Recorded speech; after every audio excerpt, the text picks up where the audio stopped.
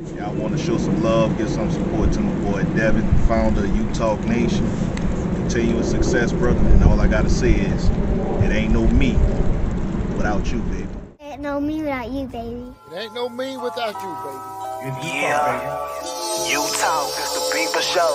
Look, you talk, let the people know. Look, yeah. This is hurricane season. Only legends come up out there, you like Chris and Teigen. Name a letter better, W, that's what we preaching. Hurricane force winds whenever we breezing. Got rings for a reason. Look, we treat a gator like the swamp people. And Seminoles like the block people. And for my dogs, I will drive people. Just being frank, I got they flank like a cornerback. And I ain't even much a Florida cat. But hurricanes, I know more of that than most. Cause I seen them turn our houses into boats. That's that real talk, baby. I hope you was taking notes. That's that real talk, baby. Yellow Nation, coast to coast. Is that U-Talk? Yeah. It's U-Talk, baby. Yeah. It's U-Talk, baby. The #1 podcast. Yo, U-Talk family, what go on? What go on? This your boy D with another live show with U-Talk. And y'all know how we start off every show. It ain't no us. Without you, baby. Cane Nation, U-Talk family. What's going on? What's going on? Man, shout out to the chat. Shout out to Josh Ayers. Shout out to Lee. What up, boss? Shout out to my boy Eric Myrick, Josh Ayers. Cuban Kane in the building. Oh, man, there go our other partner, man. B-Harp75. What's going on to everybody, man? And shout out to my guy, man. Shout out to the super producer himself, Mr. King Judge. What's going on, big dog? King Judge, what's going on, big dog? How you doing, brother, man? And shout out to my guy, James Freeman. I see you. What's up, big dog? How you doing, James Freeman, tonight? Shout out to my brother, Chuck Colebrook. What's going on? How you guys doing tonight? It's a Friday night. Hope everybody had a good week. Mr. Rob Dukes, I see you. What's going on, Rob Dukes? Checking in, man. The U-Talk family. Our guys, our brotherhood. Shout out to my partner, Mr. Larry Frank Jr. He can't be with us tonight, man. Mr. Frank is on some business tonight, man. He's on a road trip. So I want to wish him safe travels, him and his lovely wife. My sister, Nikki, what's going on? You guys enjoy yourself. I know you're tuning in, man. You know we love you. Can't wait to get your bite, man. Shout out to my guy, Larry Frank Jr. Listen, man, George Diaz is going to be joining the show too, man. George Diaz he's got a lot to tell us, man. George Diaz has got a lot to talk about. He's going to come on here in a little while, and you guys can ask us some questions. George be at the games. He be at all of the functions, man, at the University of Miami. George is a big Miami Hurricane fan. He's a brother of the show. Y'all know George Diaz. And Cuban Kane, man, let me say something to my brother Cuban Kane, man. He sent me a text early in the week and was saying how much he appreciate the show. And I want to say, Cuban Kane, just as much as you appreciate the show, we appreciate you as well. Like I said, you was one of those 9 people that was in the chat with us when we first got started. And I appreciate everybody, man, that's support the show. I love you guys. We love you guys. Thank you very much, man. And it's just a blessing, man, right now to be in the position that we in. And just to see where the show has come from. Thank everybody. Thank all of you guys. And I want to remind you, too, you guys can still go and get your U-Talk Hurricane Bash tickets at Eventbrite, November the 11th. Miami versus Georgia Tech is going down at the Cristobal Banquet in Duluth, Georgia. From 8 p.m. to 2 a.m., DJ Sam will be on the 1s and 2s. DJ Sam, yes, sir, he going to be in the building on the 1s and 2s. Always support Cuban Kane, brother. I appreciate you. You know I do, man. I want to send these chats up, man, and let everybody see, man, our family, man, Josh Ayers. Shout out to Lee before we get into it, man. Eric Myrick.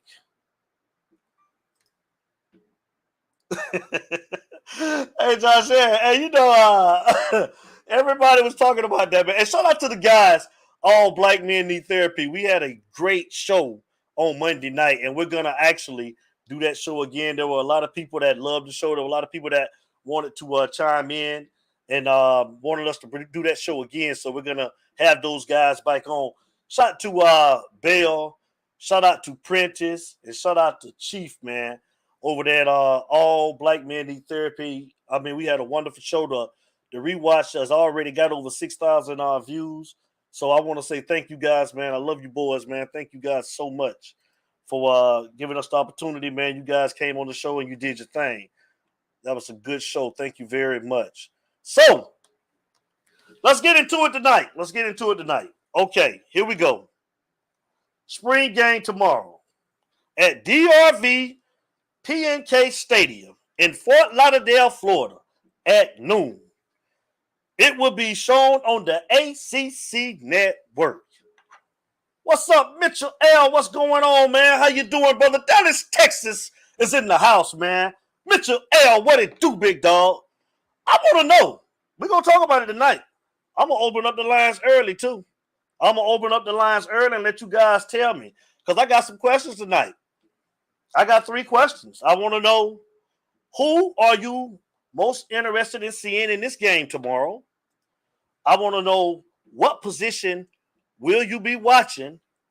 And my last question is, as far as the coaches, which positional coach are you going to be having your eye on the most in this game tomorrow? And I'll start off by saying the 3 players. Well, I'm not going to say players. I'm going to say positions that I'm going to be looking at. It's going to be the right side of the offensive line. Of course, the linebackers, because if you've been watching this show from day one, Cuban Kane, you already know how I am about the linebackers. So definitely going to be, I'm going to bring him on. Amon Perriman, he's about to come on. Italian Stallion, get ready. I'm going to definitely let you come on and give your take, brother. You coming. I'm about to flash this number 5 rings. What's going on? What it do? What a family in the building tonight, man. Tokyo-ish. CJ Kane is in the building. Well, like I was saying, the right side of the offensive line, the linebackers, and of course, the wide receivers. Because I think people are forgetting how much Charleston Rambo meant to this offense last year. And, oh, man, I appreciate that. Tokyo is CJ Kane. Thank you, bro. Thank you, guys. Mitchell L, man, thank you, guys. I love y'all. I think that we underappreciated, and I'm not going to say underappreciated, but we got to understand how much Rambo meant to this offense last year because he was the go-to man. Who's going to replace that production at wide receiver? Those numbers for Charleston Rambo, who's moving on to the NFL. Mr. Dukes, what you say, the linebackers? Definitely. What did you say, Cuban Kane? I want to see how TVD looks like without cutting. Definitely, I think we're going to have our eyes on the offensive coordinator, new Josh Gaddis. Josh Gaddis, man, that's going to be interesting to see, too. So I'm going to open up the line. James Freeman. They asking for you, James Freeman. I know you in the chat, and they go the number right there. Feel free to go ahead and call up. But like I say, you guys, those are my 3 positions that I'm going to be looking at. Those are my 3. And, I mean, I know you guys have heard about the transfers, guys that are hitting the portal. And we all knew that was going to happen. That was coming. You know, and I kind of want that to go ahead and happen and get on out the way because we definitely want Mario and this coaching staff to get their own group of guys to come in. And I think this may be him right now that's coming in on the line. Let's see what we got. It's Utah. Caller, state your name and where you're calling from. It's Utah, baby. Oh, you already know who it is. It is the Italian Stallion. They asked for me to come on. You know I'm going to be there, baby. You know it's all about the you. Well, give me the opportunity to bring you in right. Utah family, make some noise for our brother, Mr. James Freeman. Is in the building. It's only appropriate for me to bring him in right. This is our brother, Mr. James Freeman. James, how you doing tonight on a Friday night, brother? Are you ready for the game tomorrow? Talk to me, big dog. I am so hyped, Devin, and thank you so much for the opportunity to come on. As always, I'm so blessed to be a part of the show, and I wish I could have said that I was in it from the beginning, but just to be a part of it now and see where it's going and keeps going is just a blessing, brother. But let's talk about it. Let's talk about it, man. Tomorrow at noon. And here's the deal. I'm not going to steal any thunder because I know Mr. Diaz is going to come on and he's got so much good stuff for you guys. But all I can tell you is I think that what we need to be prepared for is to watch an actual spring game. None of that trash that we watched for so many years where it was vanilla. I mean, does anybody remember that there was one spring game where it was 0-0 because nobody scored on anybody? I mean, they had one spring game where we didn't even have any receivers because they weren't even on campus yet. We had converted punters playing receiver. I mean, that's what we dealt with for the last 15 years. And it can't be mistaken of what we're going to get to see tomorrow. We're going to get to see hitting. They're going to get after it. It's going to be like the days back in the day where our brother, you know, the great Alonzo Highsmith and crew were going after it. You know, that's what it's getting back to because that's what Mario was a part of. He knows what they got to do. He knows the shortcomings. And the truth of the matter is, look what you've seen this week. You've already seen two guys say no mas. They've tapped out. And you're going to see a bunch more probably after tomorrow. And here's the thing. He's identifying where we're weak at because I believe he knows that we can win now. But to answer your questions, and I want to make sure I answer them because they were great questions. The first one off the top of my head that I want to answer is which coach am I most excited to see? I'm going to name three coaches, okay? And they're in no particular order because we're going to get to see what, just a little preview, a little snippet of what you're going to see this fall. First and foremost, I want to see what the Broyles Award winner, Mr. Josh Gaddis, brings to the table. Okay. Apparently this week at practice, they presented him with this huge trophy of the Broyles Award. And that should make anybody that's on that team, offense or defensive side of the ball, feel good because guess what? You're going up against one of the best coaches. And may I just say, we are blessed just to even have him this year. I would love to have him for multiple years, but let's be real, dog. This guy should be the head coach in Michigan right now if Harbaugh hadn't gotten cold feet and not gone to the NFL. That man was done dirty over there, and he should be a head coach. That's the truth of it. And the thing is I'm excited to see what he does with TVD and this offense. I mean, that's what you're going to get to see. And, you know, in years past, maybe they've gone vanilla, and they might go vanilla tomorrow. I don't know. But realistically, I believe it was the great Melvin Bratton that said a few weeks ago when you had him on is that we never had to hide what we were doing. We basically said, this is what we're going to do. Tell me if you've got the Jimmies and the Joes to stop it. And so basically the truth of it is that why should we be vanilla? You know, Manny was like keeping secrets last year. And the only secret was that you had no product or any team out there that was worth competing. I mean, what you got was 7-5. You were just making secrets so you could keep your job. That's not a problem anymore. I think Mario goes out there and shows the rest of the world something and says, listen, this is what we got. We're going to bring some other pieces in. We're going to bring the recruits in. And you know, I know Mr. Diaz is going to touch on that, but I'm going to tell you this. Has anybody looked at the list of guys that are coming? Dawson Moore, I believe his name is. Sorry, Dawson Garcia is a player that plays for UNC or did before he transferred. Dawson Moore is a Michigan guy. That's who Gaddis has his eye on to be his future quarterback, a 5-star guy in the top 5. I mean, that guy's going to be there tomorrow. Not to mention the top running backs in the country, wide receivers, O-linemen, defensive. I mean, the best of the best are going to be there, and it makes you feel good because when was the last time the excitement was there for a spring game for the University of Miami with the list of guys that are playing, that are going to be playing, you know, or that are players for us that could come here? I mean, that's not happened in a long time, and that's just the excitement that this man has brought to the table. So without further ado, not only Gaddis, but I'd also like to see what Mr. Charlie Strong, because like you, Devin, the linebackers, the linebackers, baby. I know you got me fired up a few weeks back about Penn State saying they're linebacker U, but I'm sorry, man. At the end of the day, Miami's where it's at when it comes to linebacker U. No other program has the type of guys that have done bone-crushing highlight reel hits from the last 4 decades. I mean, those are facts right there. And the truth of the matter is that I want to see what we do with the guys that we have on there, like a Wesley Bassane or the other guys like Chase Smith, Keontra Smith, and so forth. I mean, here's the thing: Tyreek Austin Cave already tapped and said no mas. He was one of the guys that left this week, and I'm hoping that they get the kid from UCLA that's thinking about coming here. I think it's down between us and Texas, and I hear that guy can step up right away and play. So the thing is hopefully the moral of the story is we won't have to go to the transfer portal that often from here on out, but we need it right now because Mario and crew like Charlie Strong.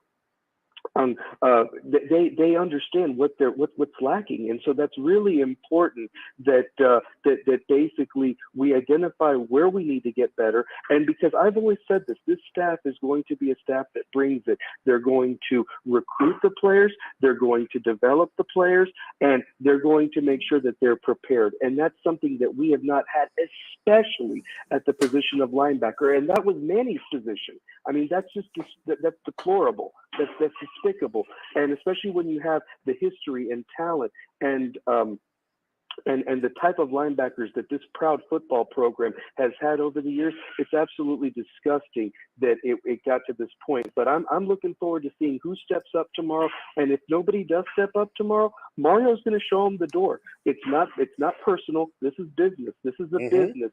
And the thing is when you get an offer to play at one of the best universities of football, and I know it's not been like that for years, but the talent and the history it speaks for itself in the past. The thing is we've got to get up to that standard again and not just accept what we've accepted for so long. And then not to mention the defensive coordinator. He has got to show us what he's worth. I spent that same show critiquing what he did during his time at Auburn, and I want to see the scheme he's got, because here's the thing, you talk about positions, and I'll go into that to answer that next question. Think about this. You've got deficiencies on the defensive line. I mean, you don't have a proven defensive end out there. Those guys are playing on Sunday.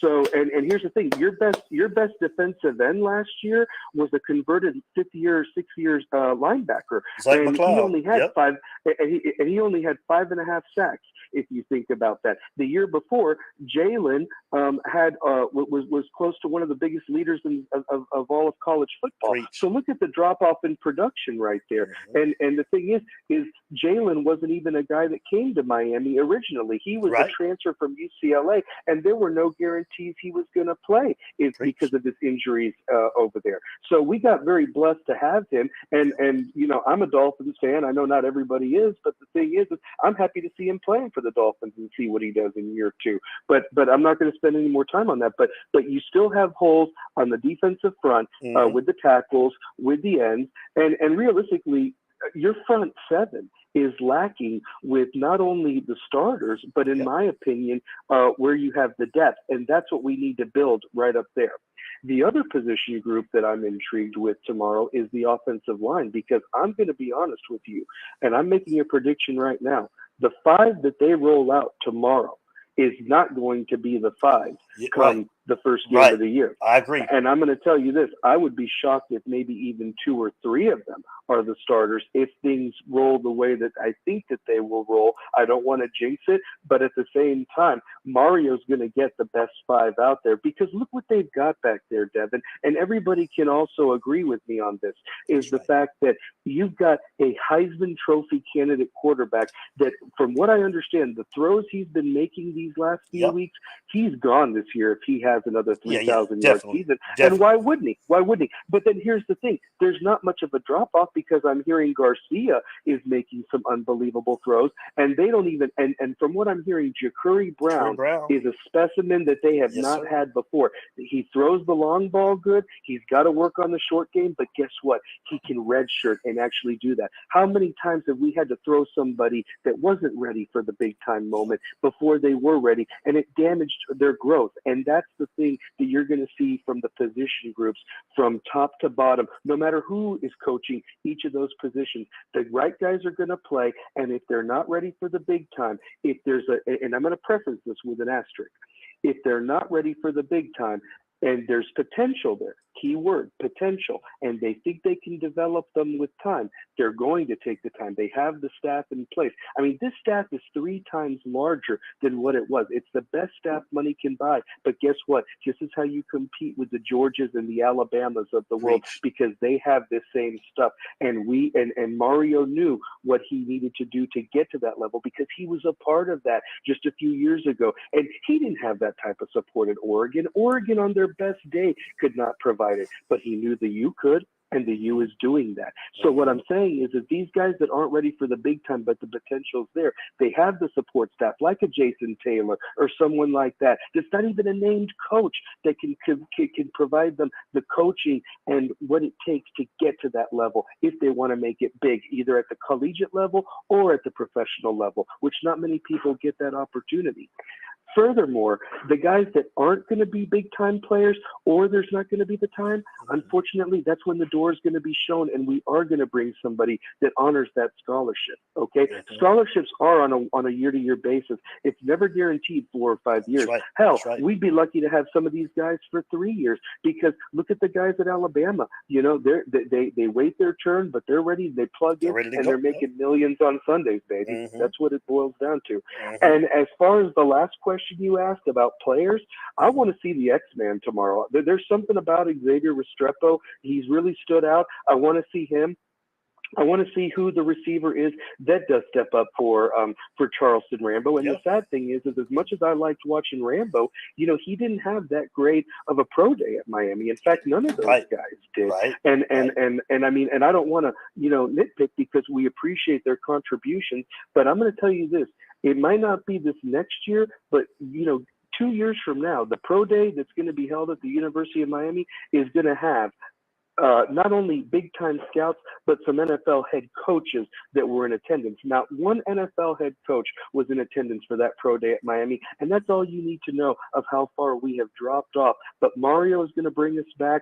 I believe that, and that's what everybody else needs to hold on to. Don't kick these guys when they're down, man. I mean, listen, we are in a hole right now. It's a huge hole that's been dug in, and I'm willing to be patient, because here's the thing, guys. We've been believing in fool's gold for how many times with the different coaching staffs. You know, I wanted to believe that Randy Shannon was the answer. And, you know, some people can say that maybe he didn't have the support that he needed back then, perhaps. But I'll tell you one thing, the kids played and died on their shield for him. Then you bring in a guy from Penn State like Al Golden, who was completely in over his head. I mean, I still have no idea why you would bring that guy in there with the basis of, oh, he won at Temple.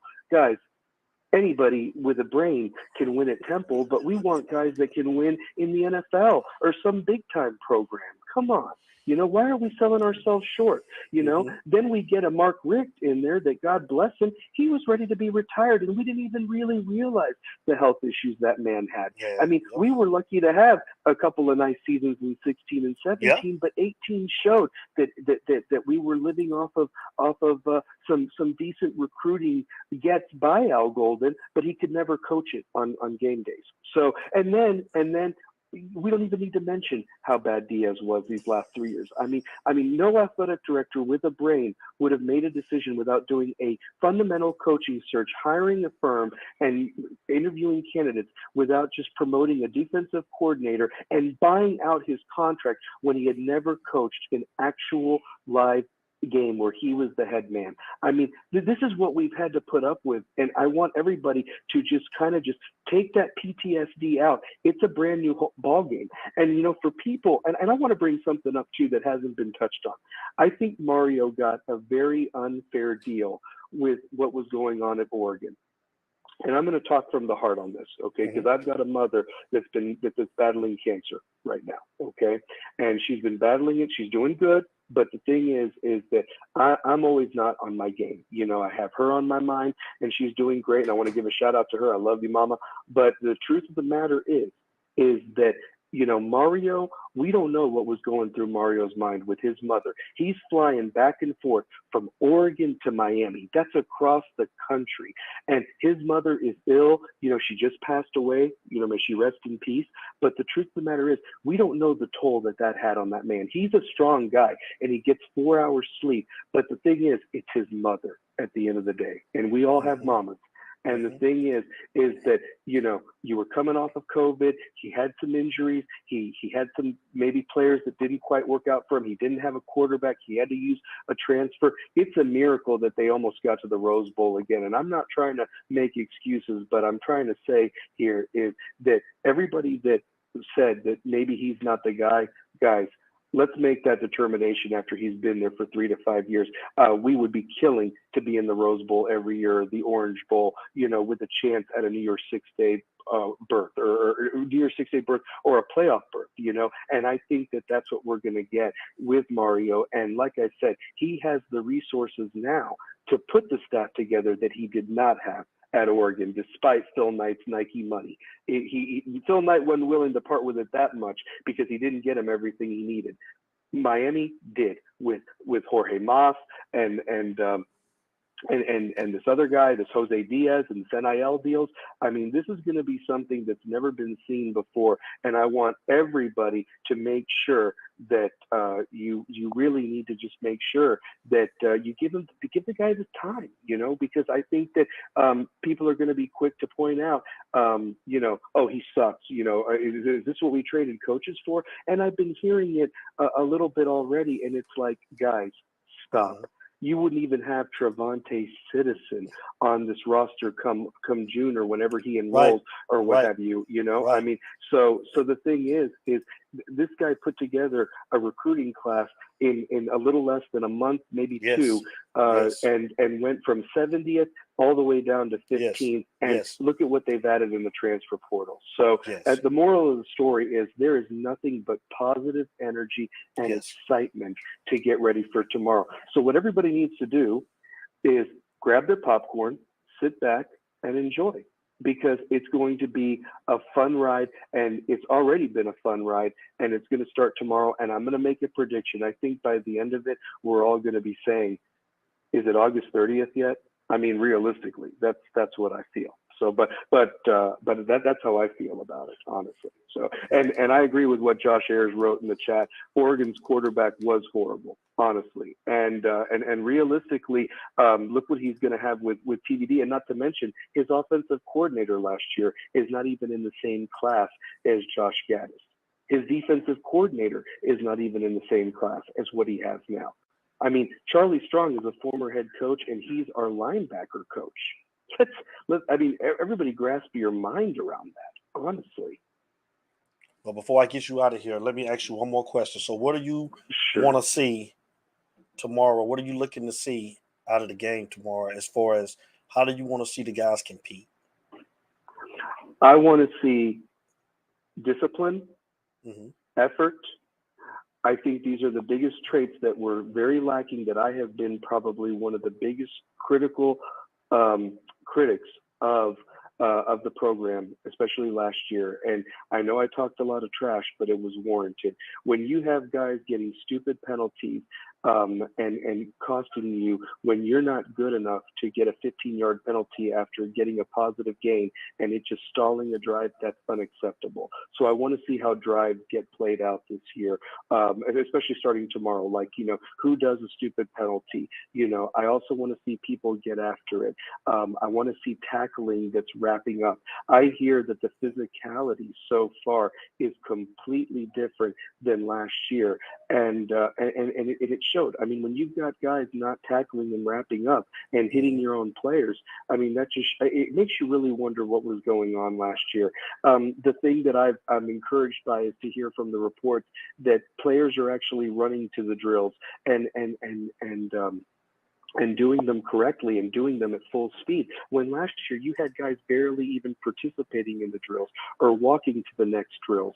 And I'm thinking to myself, that's ridiculous. I see high schools that give more effort than what they give. So the effort's another quality that I want to see tomorrow. And realistically, I want to see Leonard Taylor step up tomorrow. I want to see TBD do his thing, the X-Man, and I want to see if Zion really is worthy to be an NFL pick as an offensive lineman. I mean, this is it for him. This is it for him, and those are some guys that I want to stand out. But again, to wrap it up real quick, more than anything, effort, discipline, and more than anything, just heart. And that's something that I feel has been lacking in this program for so long. And hopefully we get to see an Aaron Feld out there, screaming at the top of his lungs with his mustache. So, that's my boy. So there we go. So, yeah. That's what's up, man.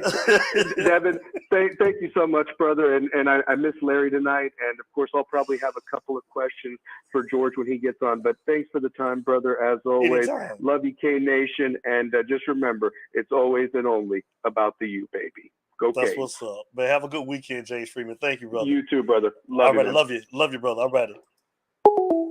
It's you talk, baby. Our very own Mr. James Freeman. I appreciate you, brother. Love you so much, man. Thank you, guys. Thank you so much. I think he had a lot of good takes, man. And I want to, probably piggyback off of one of them that he said as far as when the season starts. I think I agree with him. It's going to be a lot of interchangeable parts on that line.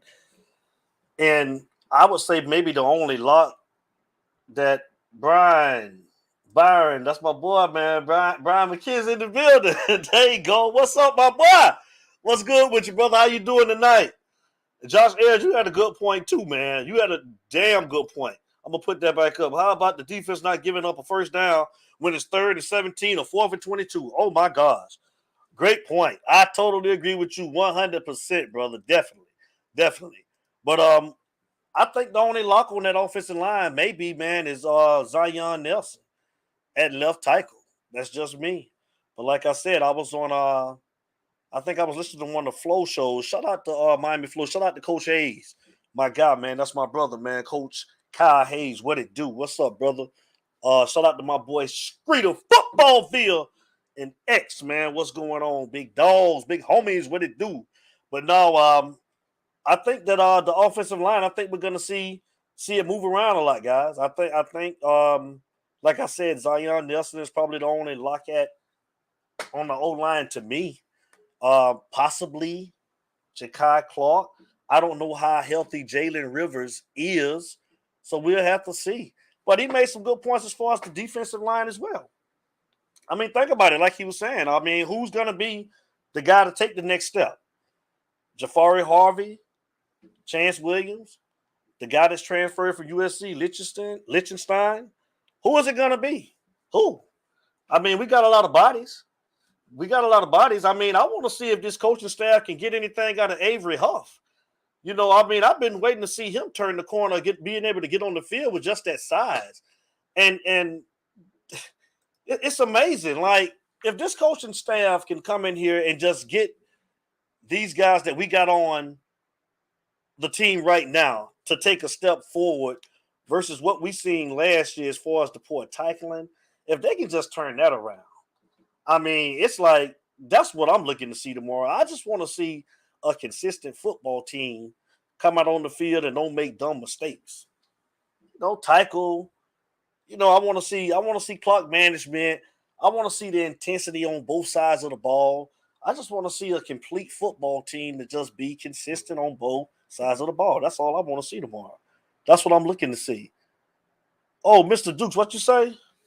10-2, 9-3, nothing less. I got them going 9-3, Mr. Dukes. That's just me. That's what I said. Mr. Dukes, who you got the 2 losses or 3 losses to? Put it up in the chat for me. We are not going to see a lot. Tomorrow is going to be very vanilla. It is. Like I say, fundamentals. I mean, just do the vanilla thing. Just tackle. Footwork.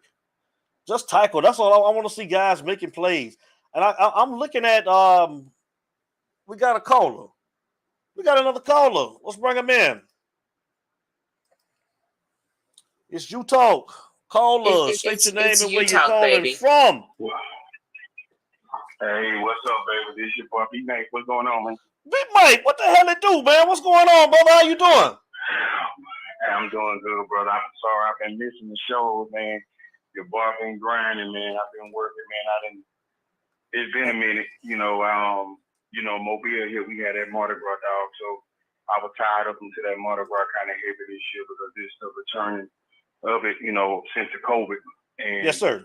After that, man, I had to get out here and get grind and get my stuff back up, man. So because I had so much going on doing the Mardi Gras, man. But I've been trying to stay up with you guys, man. Trying to catch it every time I can. And just so happened tonight, man. I said, oh man, I got to catch the boy tonight. I told my son, come on, we got to go. We got to go home. We got to catch the boy tonight, man. But man, I'm so glad you had this show tonight, man. I haven't really had a chance to really, say nothing about the team really since the spring has started. Yes, sir. But I will say this, man. Tomorrow is only going to be a promote. Do you get Miami back? It's going to be the beginning of trying to get Miami back to where we used to be. Yes, sir. So I know everybody is talking about the position battles, and everybody is talking about, the guys being coached up. I want to see all that. Mm-hmm. I just want to see progress. Mm-hmm. It's been so long for us, man. I want to see progress. I want to see players getting after each other. I understand we're on the same team, but I want us to get back to those old days of Green Tree, man. Where competing, competing, yeah, competing, exactly. Hey, we friends tonight, but hey, man, we step on that field tomorrow, man. Not trying to hurt you or not nothing like that because you don't need nobody to get hurt, but you the enemy tomorrow. I really want to show. I want to be that. We need to get some players where let's be the player that goes out here and put the program on our back, and when the fans walk away, they can say, hey, that guy's playing like he really want to turn this program around. Yes. In the past years, everybody's just been playing because they got the U on on the side of their helmet or on the front of their shirt or on the back. Now it's time to, either put up or shut up. And a lot of people been saying, prediction. And I think I told you this a while back, man. When we got Mario, everybody was. I'm not predicting anything. Just win the game you're supposed to win that day. Mm-hmm. I'm going 1-0 every week. Mm-hmm. Because when you start putting up these numbers, we gonna go this, we gonna go that. Mm-hmm. I done been through, like I told you, man. I can't do this too late no more. I'm not drinking. I'm not drinking. I'm serious, brother. I'm not drinking. I know Mario's a good coach. I believe in the staff. I believe we have one of the top 3 staffs in the country, man. Oh, most definitely, without a doubt. You know just as well as I know, it is still some habits that's got to be broken. And when you coming into a new program that has been down for so long, then I'm listening to a lot of these guys. When I got a chance to hear some of the, when they come out here, they doing the interviews, and they talk about, the difference of last year to now. Mm-hmm. You still got a little bit more work to do because I know they're gonna get asked those questions. But when that program really starting to grow, mm-hmm. you're gonna get to the point where them guys gonna start saying next question because they don't care about last year. Mm-hmm. They don't care about what Manny did. They don't care about what the coach before Manny did. They want this program to get better. So they're gonna start more or less getting those questions and kind of pushing them to the side. And I know, a lot of these guys want to ask questions because they're not, able to see them full practices. But you're going to start paying more attention to detail with these guys. And that's one of the main things. Even when you give an interview, you're going to start paying more attention to detail. That's letting you know that the program that Mario is wanting to put together is starting to come together. Because it's a change. It's a process. Everybody just got to sit back and relax. We can talk about 9-3. We can talk about 10-2. Hell, we can even talk about 12-0. Yeah. But I'm taking it 1 week at a time because you have to remember these kids are still going through a transition. And everybody gonna say, oh, you know, this. No, because one thing I heard Flo say about TBD, and now I think it's gonna go over to the whole team. Mm-hmm. What's gonna happen? This is how you're gonna know they're growing. Mm-hmm. When we play an opponent that's a tough opponent, and they get down maybe 3, say 7 or 10 points, is you gonna get the old Miami, or are you gonna get the team that's trying to do better? Because you have to remember, even with Manny, some of those games they were down, they fought back, and we lost. But at the end of the day, that mindset is what? Oh, it's okay, we'll get them next week. Or are you gonna be that dog that, hey, I'm in this corner and I'm coming out of here. And when I get out of here, I'm gonna keep biting on your ass. Because trust me, that dog coming out of that corner one way or the other. But when he come out of there, is he gonna just balk and take off and run, or is he gonna get on you and gonna make you tap out? That's what I want to see. That's what I'm waiting to see. And I know it's coming because the 2001 team had to go through, and they had to play that one game when they had to realize, hey, this is now. This is where it starts. So I know it's going to be a process. That's why I'm not going to put no prediction on these guys. I just want these guys to enjoy. I want them to let Mario and them put that mindset in them that, you know, hey, this is what championship football is supposed to look like, and this is what it is. And as time goes on, and as this year go on, that's when I start saying, okay, when I see that. But right now, I'm not doing no predictions, and I'm not drinking no Kool-Aid because we have seen it too many years. And I know it's some of these Utah fans, you know, this Utah family kind of feel the same way I do. I'm not going to just jump out there on the ledge. Okay, 10-2, 9-3. What happened if 9-3 becomes another 7-5? Now, I'm going to show you a trick about that. If we go 7-5, but we competed, I'm okay with that. Well, see, that's what I'm saying. There you go. That's my whole thing, because I made a prediction, B Mike, and I said 9-3. But long as if we do go 7-5, long as they're competing, B Mike, I'm cool with that. I'm cool with that. And because you have to remember, Nick Saban, I don't like to keep going back to the Bama quote, but Nick Saban first year, what it was, 7-6, and he even lost to, I think it was Louisiana Monroe or somebody like that. But that was part of the process. So now everybody got to remember, even though Mario is a good coach, he left Oregon. They in good shape, but now you're back at Miami. I'm just saying, I don't want Mario to get no pressure. I know he ain't got this type of pressure on him. I got to come in and win right now. And I know he ain't going to do that because he's going to take his baby steps, because you have to remember, it steps when you're building a championship out team. But I know everybody wants to win now, and I know that's how college football is. But are you going to be okay if we go 7-5? Let's say we go 8-4 or whatever, but we win the bowl game, or 7-5 with bowl game, but you see them fighting, and you can kind of expect that it's going to be better next year. I'm cool with that. Right. Because you're still going to have some people out there, man, Mario, that was a waste. Man, we paying you all this money. No, you got to remember, it's a process. It's a process, definitely. So that's why I say slow down with the 10-2, the 9-3, and the 12-0, and 11-1. Remember, take it 1 week at a time. Because you still got these teams that get off beating us. And we still got to get to the place to where we are learning how to be champions, learning how to win, and really learning how to play football over again. Definitely. Because some of these guys still got to. Those are facts. Learn how to tackle. Yes. You yes, got to bro. learn how to tackle. Learn how to win route. I mean, it's a lot that goes into it. A lot. So that's why I'm not going to put that kind of pressure on this program right now. I'm just glad that we got the coaching staff that we got. I'm glad for the players. I'm glad for the program. I mean, the program in its whole, the fans. But let's just remember, this is a process. I'm going to say 2 more things and I'm going to get off. I keep hearing everybody picking 2 teams that we're going to lose to. And I'm going to tell y'all, stop doing that. Oh, we going to lose. We probably lose to Texas A&M and Clemson. Slow down. Slow down on it. Because I ain't going to say no personal name. Texas A&M ain't got what you think we got down there. I'm one of them, though. I'm one of them, B Mike.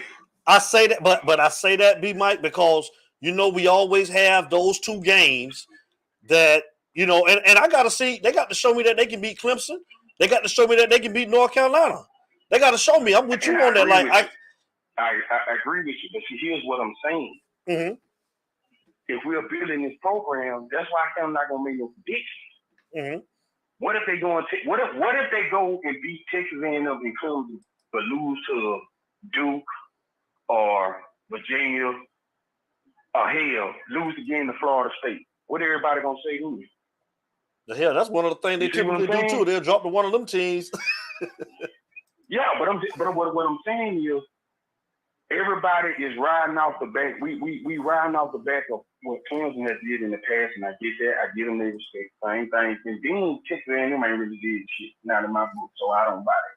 But slow down on that. That's why I say don't make no predictions. Slow down. Let's see what's gonna happen this year when it first gets started before we start making. That's why I say don't put all this pressure on these kids. Let them play. Let it play out. We're going to take it 1 week at a time. We're going to play Bethune-Cookman. We beat them. We 1-0. We play Middle Tennessee State or whoever it is. We beat them. We 2-0.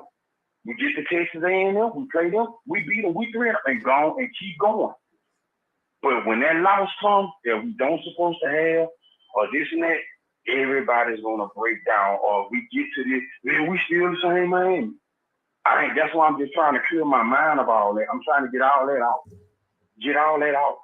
Just go out there and be the best that you can be and show me that you're now competing and taking the steps to become that powerhouse that Miami used to be. And that's it. I'm cool. Great points. Cool. Great points. Let me ask you a question. What are you looking to see out of the game tomorrow? What do you want to see out of the team tomorrow in the scrimmage? Okay. I thought about that today. I want to see the trenches. Mm-hmm. That's my main thing. If I can see the production in the trenches, I feel like everything else around it is gonna fall into place. When you see the when you say the trenches, not to cut you off, you mean on both sides of the ball? You talking about the D line and the O line? Okay. Exactly. Because if I see them guys getting after each other, the running back, the quarterback, and the wide receiver gonna do their job. The cornerback gonna do their job. The linebacker with it, because why? You're disrupting the offense and of course the offense is also disrupting the defense, doing what they got to do to make them think. Right. If they clashing, and I mean really clashing. Okay, all right, that's something to build off of now. Y'all showing me something, because we all know spring games are just what they are. They're just hype games to get the fans out, show them that, hey, this is what we're doing.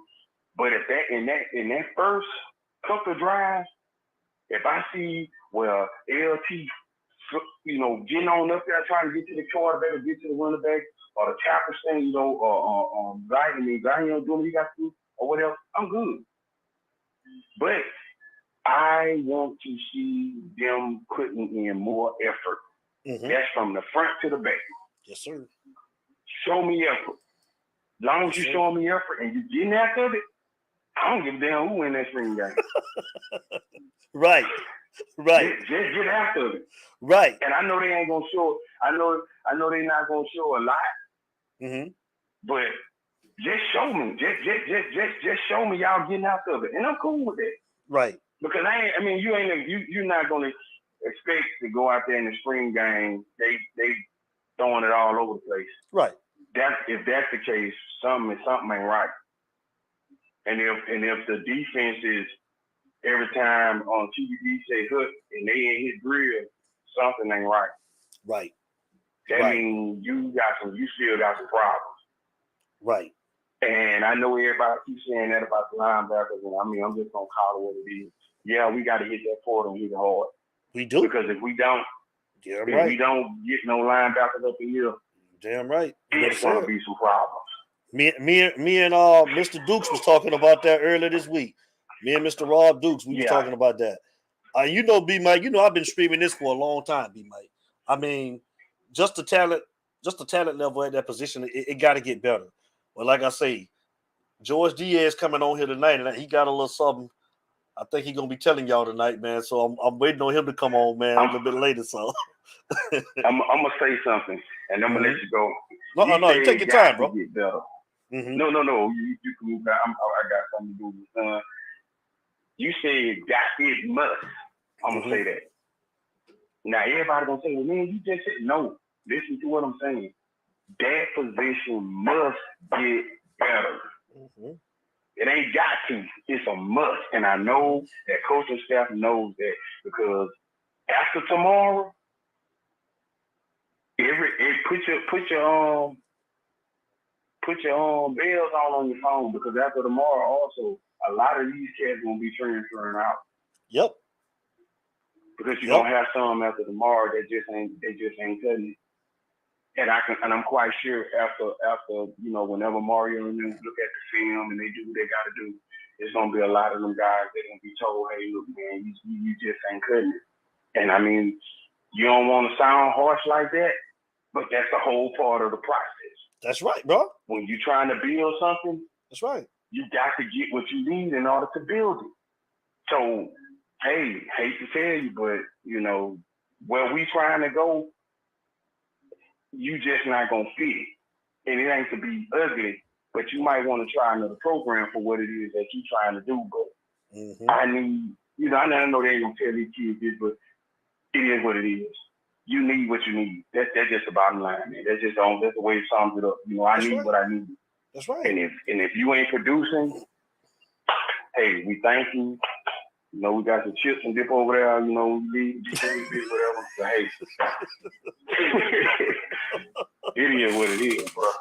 And I don't mean to sound rude because I don't want to, piss on nobody's parade or nothing like that. Man, we playing football over here, man. Right? It's football, exactly. bro. And that's why I say, man, for years we have been putting up with the same BS. Yes. And I mean, it's like investing in something and not getting jack out of your investment, man.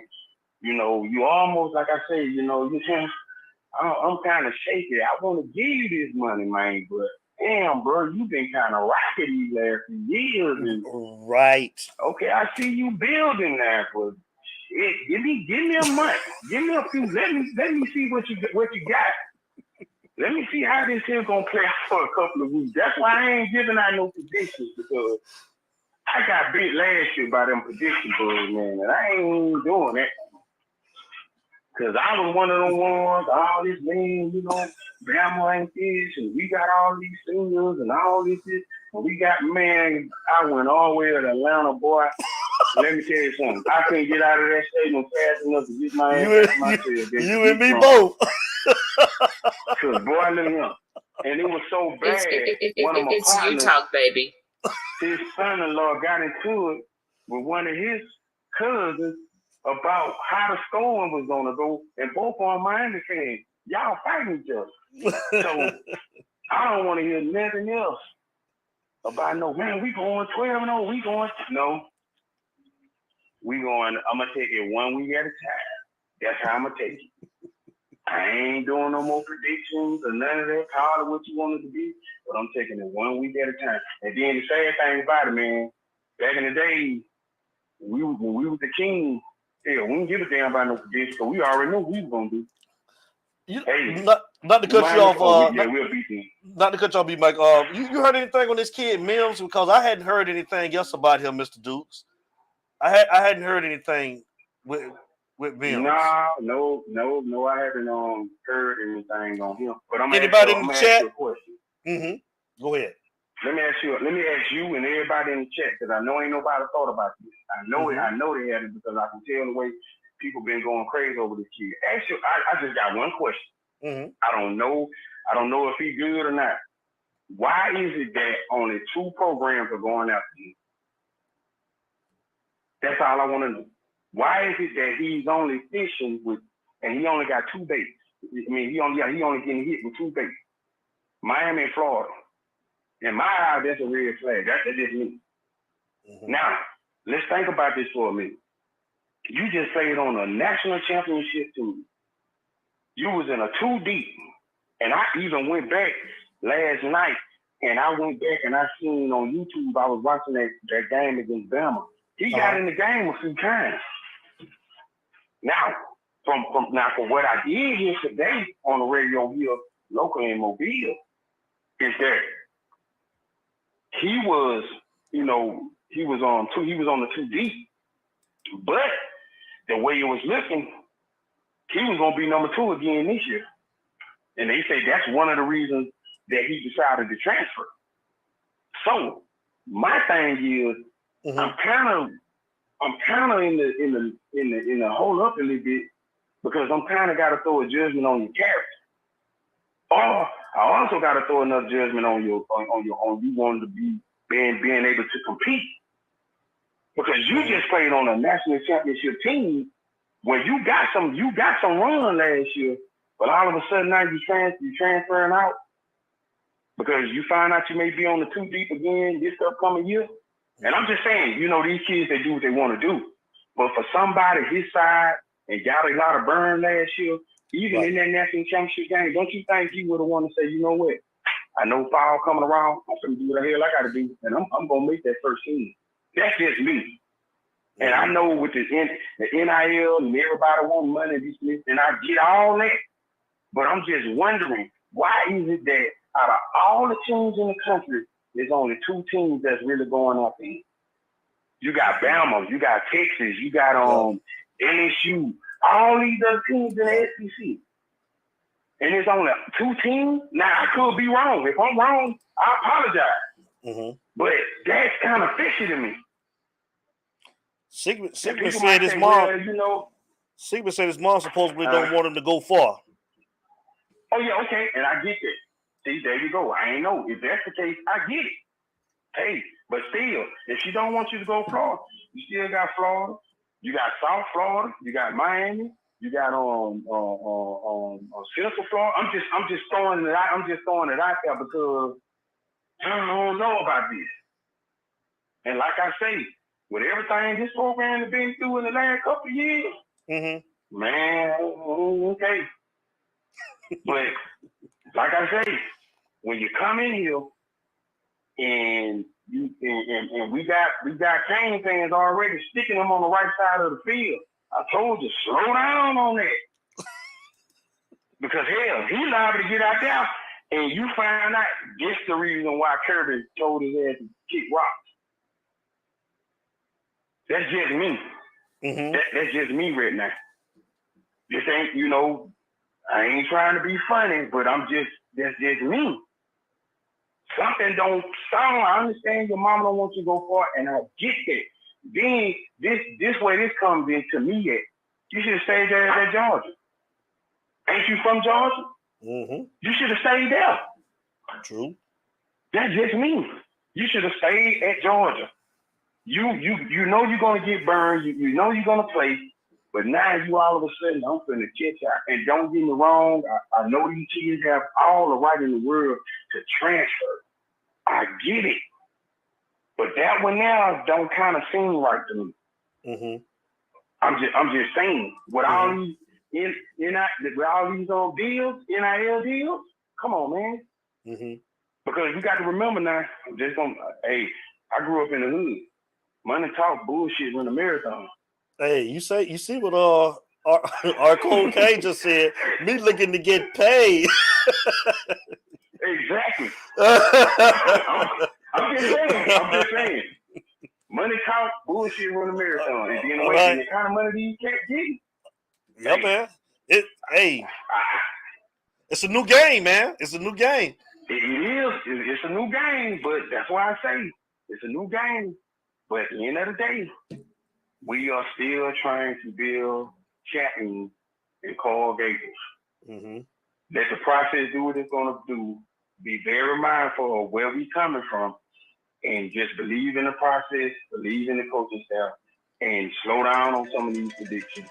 Because when it ain't what you think it is, that's going to be that's going to bust your heart wide open. That's just me. I don't know if, I don't know if people say, well, he sounded. No, when you, like I say, the money I spent out last year, the money before that, man, I ain't hell no, dude. Y'all can drink all that Kool-Aid. I don't want none. Come on. Hey, come on, Big Mike. Drink a little bit with me, man. Come on. No, I'm a Cane. Hey, I'm a hurricane. I Big know. Mike. But player. You got to show me now. I'm with you too, B Mike. I'm with you. But like I say, I'm looking at the schedule, B Mike, and you know, man, I'm tired of losing to Clemson. I'm tired of losing to North Carolina. And I said 9-3, and I had Texas A&M too. But I'm like you know, we gotta wait to see. It got to play out on the field. But you know, those two games with Clemson and North Carolina, I want them two games right there, bro. I'm gonna tell you something. Call me crazy. Now, people might say, "See, there you go, you predicting." I'm gonna say this. I think they'll split those. Now, I'm not gonna predict who they're gonna beat though. I just think they're gonna split those games. I do think they're gonna be competitive, but there again, I'm not going to predict to you all who's gonna win, which one they're gonna win and one they're gonna lose. Mm-hmm. But I think they're gonna split them, and I think they're gonna be competitive. That's just me. And I'm hoping and I'm praying that by that time, that Mario syndrome be the kick in to them. And they're like, okay, here it is. Let me ask you this, B Mike. Let me ask you this, bro. Do you think that this coaching staff will be able to get more out of the talent that's on the roster than the coaching staff we had prior to them? I do think so. Yes. I do believe that. Because I'm going to tell you something. Some of them guys said in interviews, they haven't been coached hard like this since high school. What? Yeah. Right. Go back and watch some of them interviews now. Right. Some of them cats out of Miami. Now, I live up here in Mobile. Mm-hmm. They get routed downhill playing football, too. Shit, I live in the state of Alabama, bro. These folks would give up their baby for Alabama to be number one. Hey, you can have us. As long as we winning, they'll give it up. Like this year here, I think this like the first year, dude, where this state really, I'm talking about really have a lot of five-star talent floating around in this state. Okay. From the top to the bottom. Just like the first year in a long, I'm talking about, I know Julio and all this, man, I don't think it's been like this since Jamarcus came out of Williams. Right. I'm talking about, dude, they got talent. They got some talent in this state, and it blew me away. But when I heard them young cats say they haven't been coached hard like this since they left high school, like y'all got all them powerhouses. They got all them powerhouses down in Florida, Northwestern, and all the rest of them. That shit told you something. Mm-hmm. Okay, this is what they've been wanting. Mm-hmm. So I think this coaching staff gonna get a little bit more out of them. That's why I say I'm waiting on the process, and I'm waiting to see for myself to say, okay, he took somebody that we thought really didn't have it, mm-hmm. and he grinding. Mm-hmm. He grinding. He getting it. He getting it. He took somebody, and I know everybody talking about the O-line, the left tackle, and all this. I think them guys gonna show up something. Now I really do believe that. Now this year, I think it's gonna be the year they're gonna show up something. So okay. So let me ask you this: Who you got at right tackle?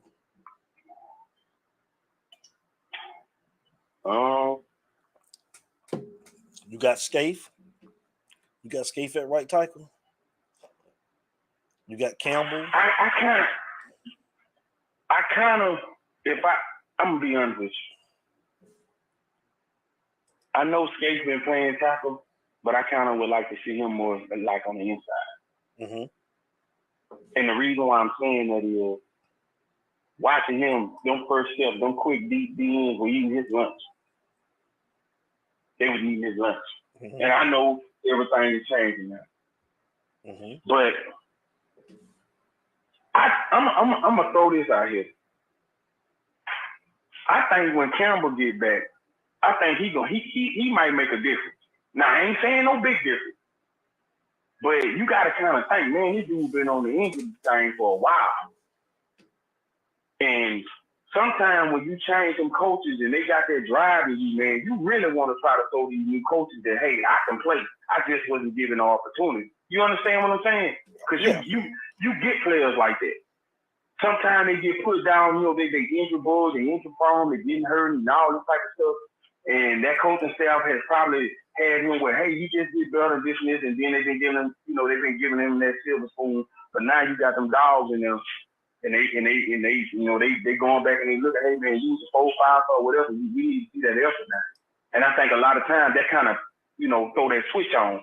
Mm-hmm. So I kind of want to see what he's gonna do. Okay. I really do. Now, if we do get the cat Mills, can he play? Can he really produce enough to be a starter?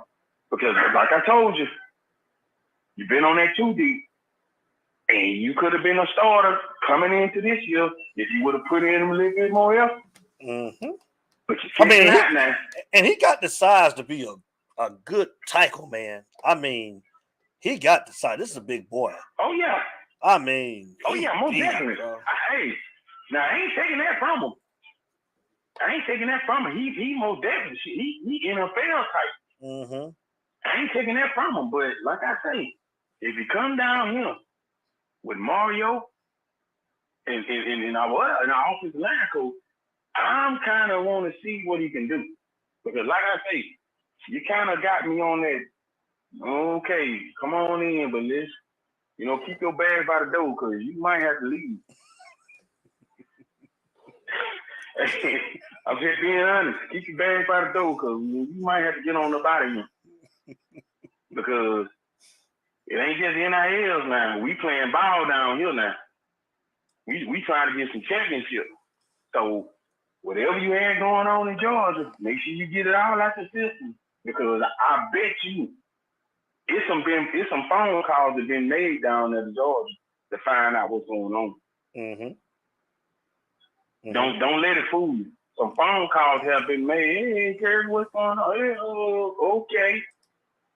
Got it. Just pay attention next couple of days now.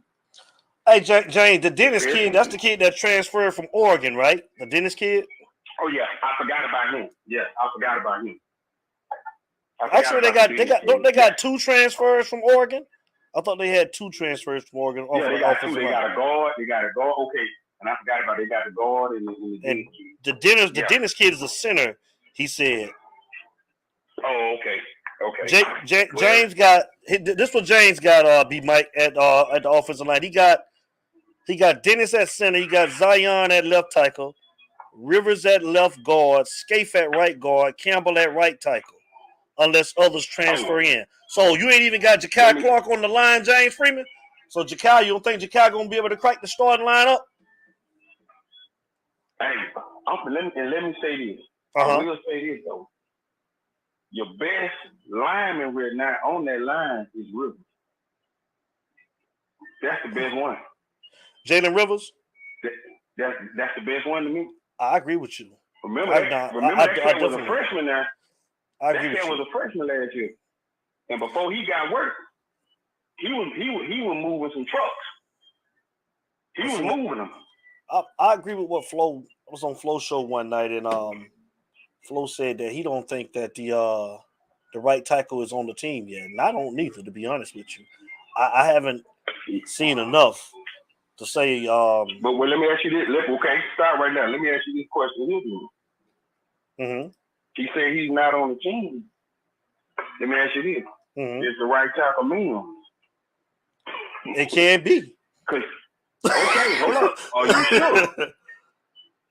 Why not? Because that's what I'm saying.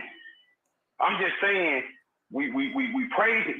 We want this kid, but it goes back to me. I can't shake this out of my mind. Mm-hmm. And I understand his mama don't want him to go too far, and I get this. But dude, when this dude hit the transfer portal, you mean tell me, like I say, we in the NIL deals now. You mean tell me Texas didn't throw nothing at them? Texas A&M, LSU, all these other teams, and you coming from a championship team where they know you got good coaches. And hold up now. I'm just calling how I feel. Okay. Didn't he get recruited? Or I may be off a little bit, but did he get recruited by the offensive line coach that's not coaching that Arkansas? I'm not for sure on that. I don't know. I forget the coach name, but he was at Georgia, but he's the head coach at Arkansas right now.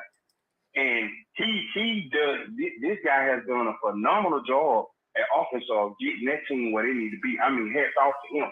But I'm just saying, all this here, like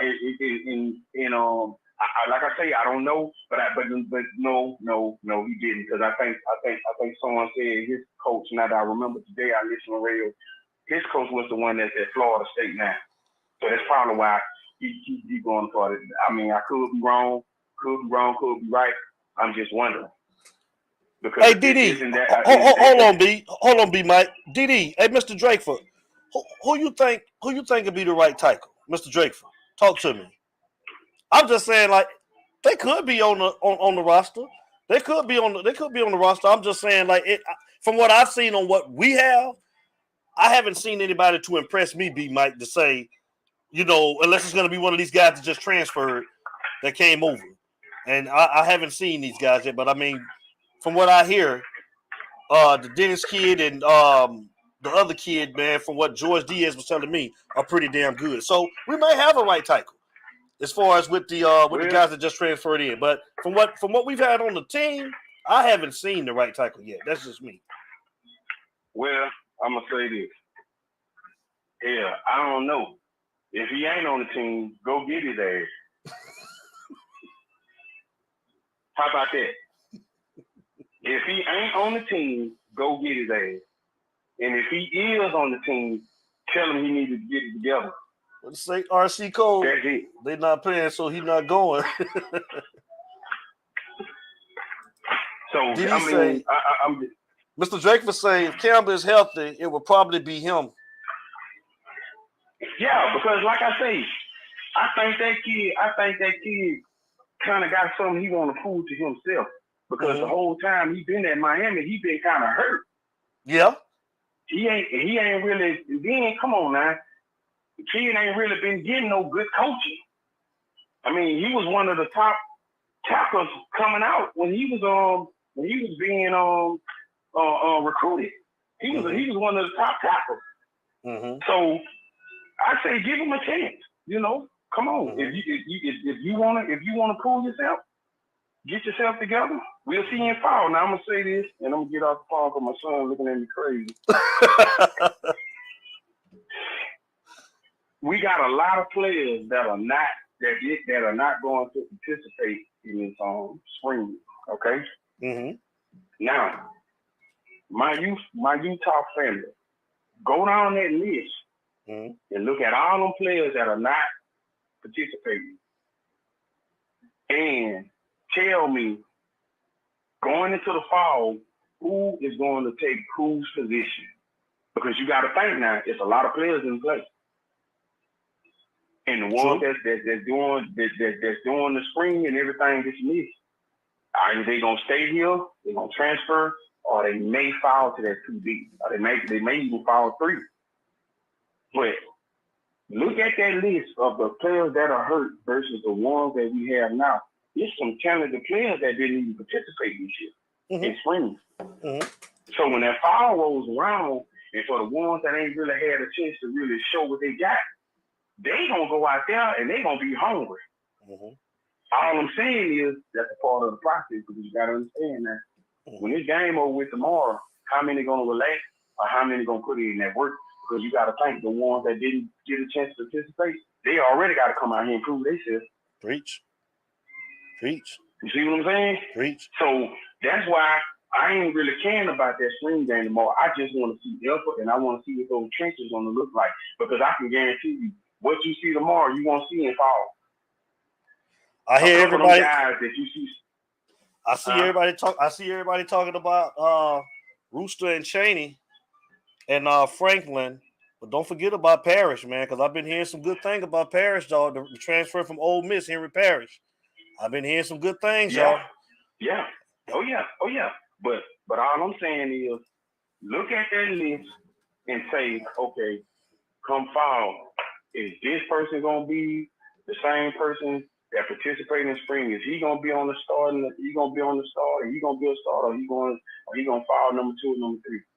Because I can tell you right now, there's a couple of them guys that are not playing that's waiting. And man, I'm gonna say this, man.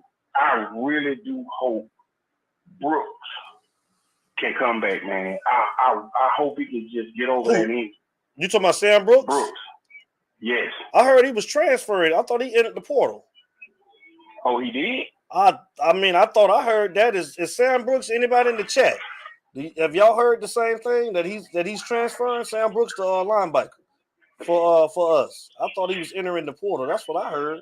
Now I could be wrong. Well, I don't know. Did, good luck to him. But that dude there, man, as a freshman, man, I seen that dude kind of knock us in the head, bro. And well,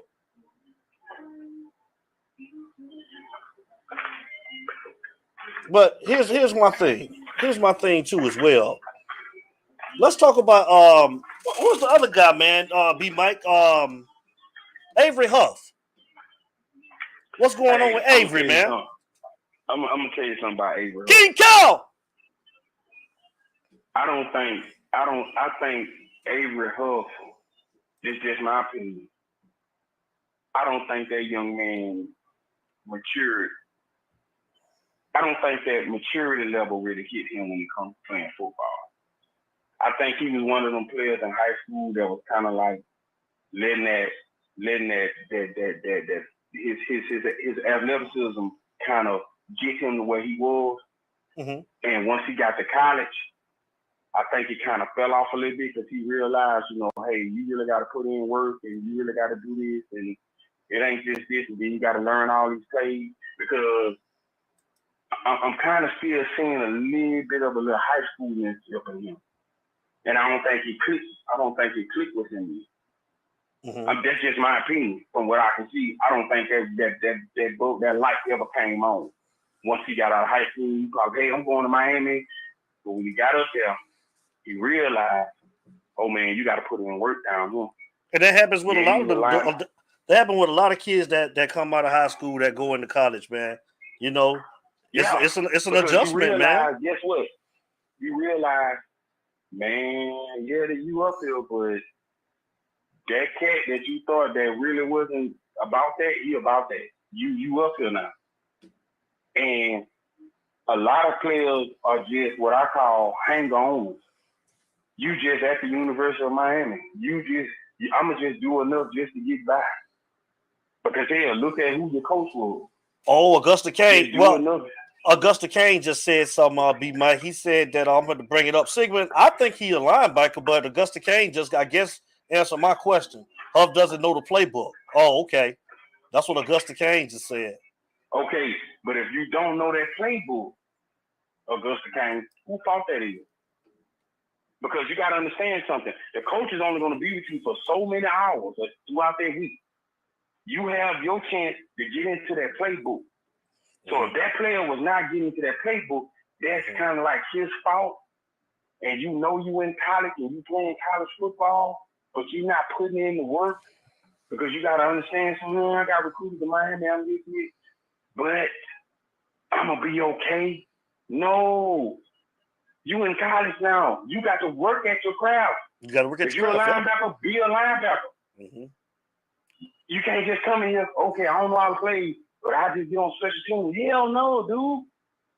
Hell, you got to know play to be on special teams. Yeah, because we seen that. You went out there and made some bonehead ass decisions. That's right. So I still think that cat never, ever, the light never came on, and he stayed in that high school mind. And that's why I kept asking, because, you look at him, he looked the part. And like what Sigmund was asking, Sigmund said, do I think he's playing out of position? I don't think so. I think he's a linebacker, looking at his size, but Augusta Kane just answered the question, man. I mean, he can't get no time because he don't know the playbook. I was wondering what was going on with him. I had heard that a while back. Right, you might well write it down now. He out of there. I'm just calling it. I don't think he's gonna be with the program for long. That's just me. Now I could be lying. Josh Ayers, not to cut you off. Josh Ayers. I was waiting on George Diaz to come on because I was talking to Dukes, man, Mr. Rob Dukes, man, the weekend. I told him, man, we had a little surprise. And that's the surprise right there. You see the screen, B Mike, look at your screen. You watching the show? You know the linebacker. Okay, the linebacker that's coming to Miami, man, is Justin Flo. He's transferring from Oregon. Wow. Hello, welcome. Come on in. I'll send the car to pick you up from the airport. Yeah, I was waiting on George to get here, man, because George will talk more about it once he come in, man. He should almost be here. He's getting ready to come in a little while. I just got the text from him. So yeah, and I gotta say this. Mm-hmm. I am so glad. Thank you, football gods.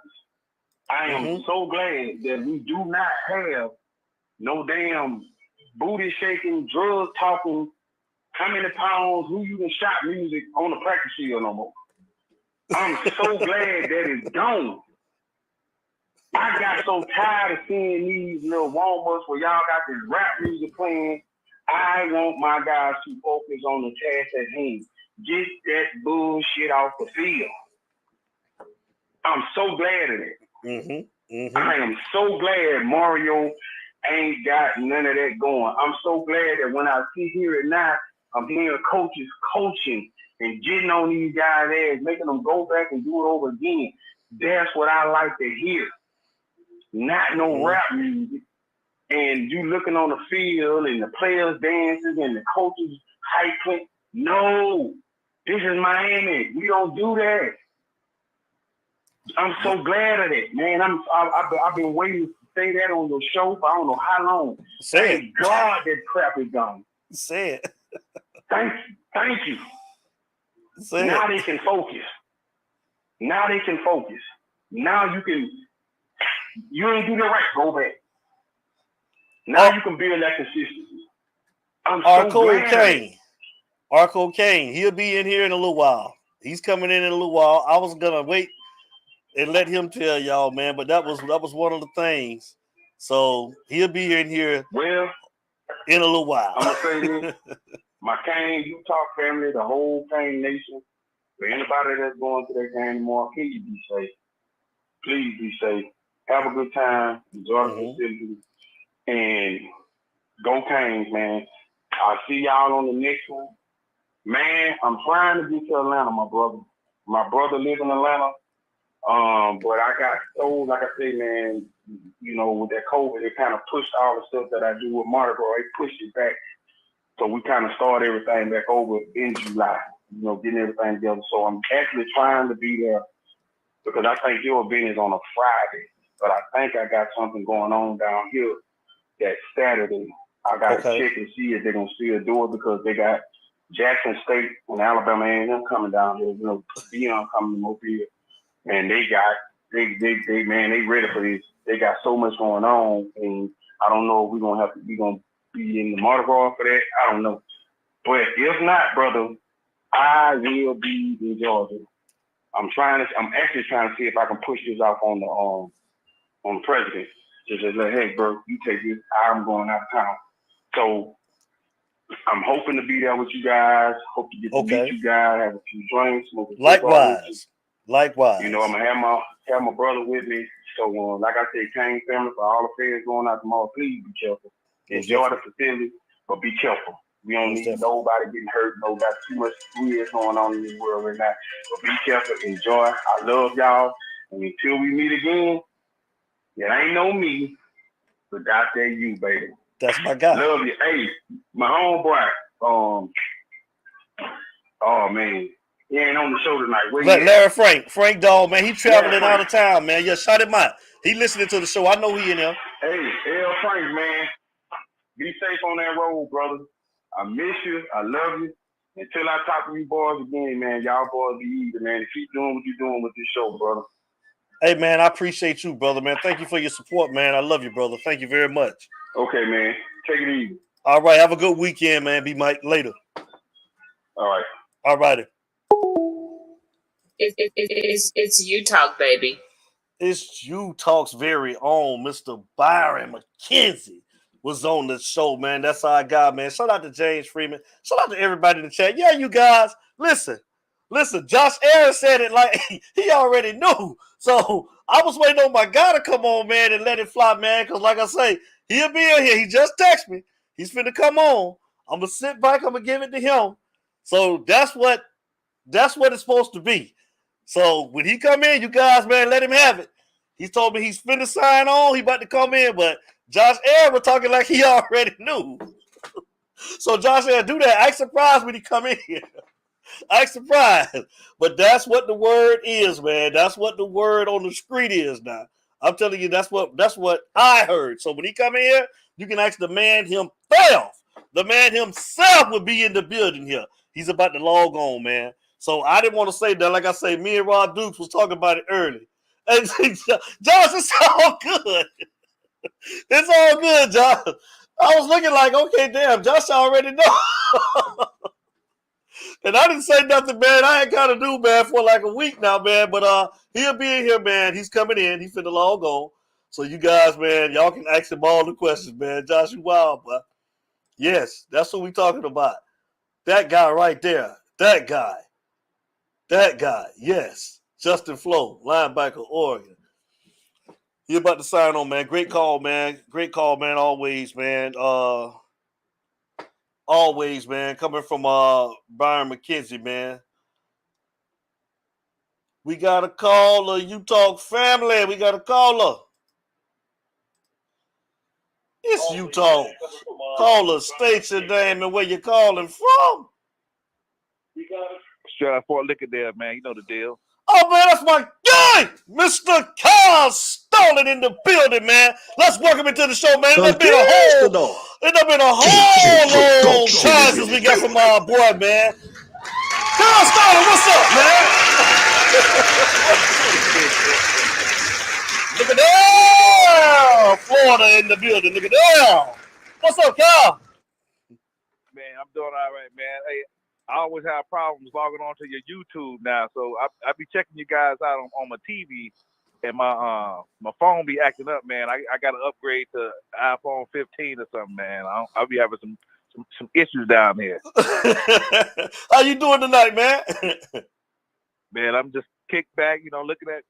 I just clicked on, just got home from the mall, and I seen you on. I see your sidekick ain't on here tonight, huh?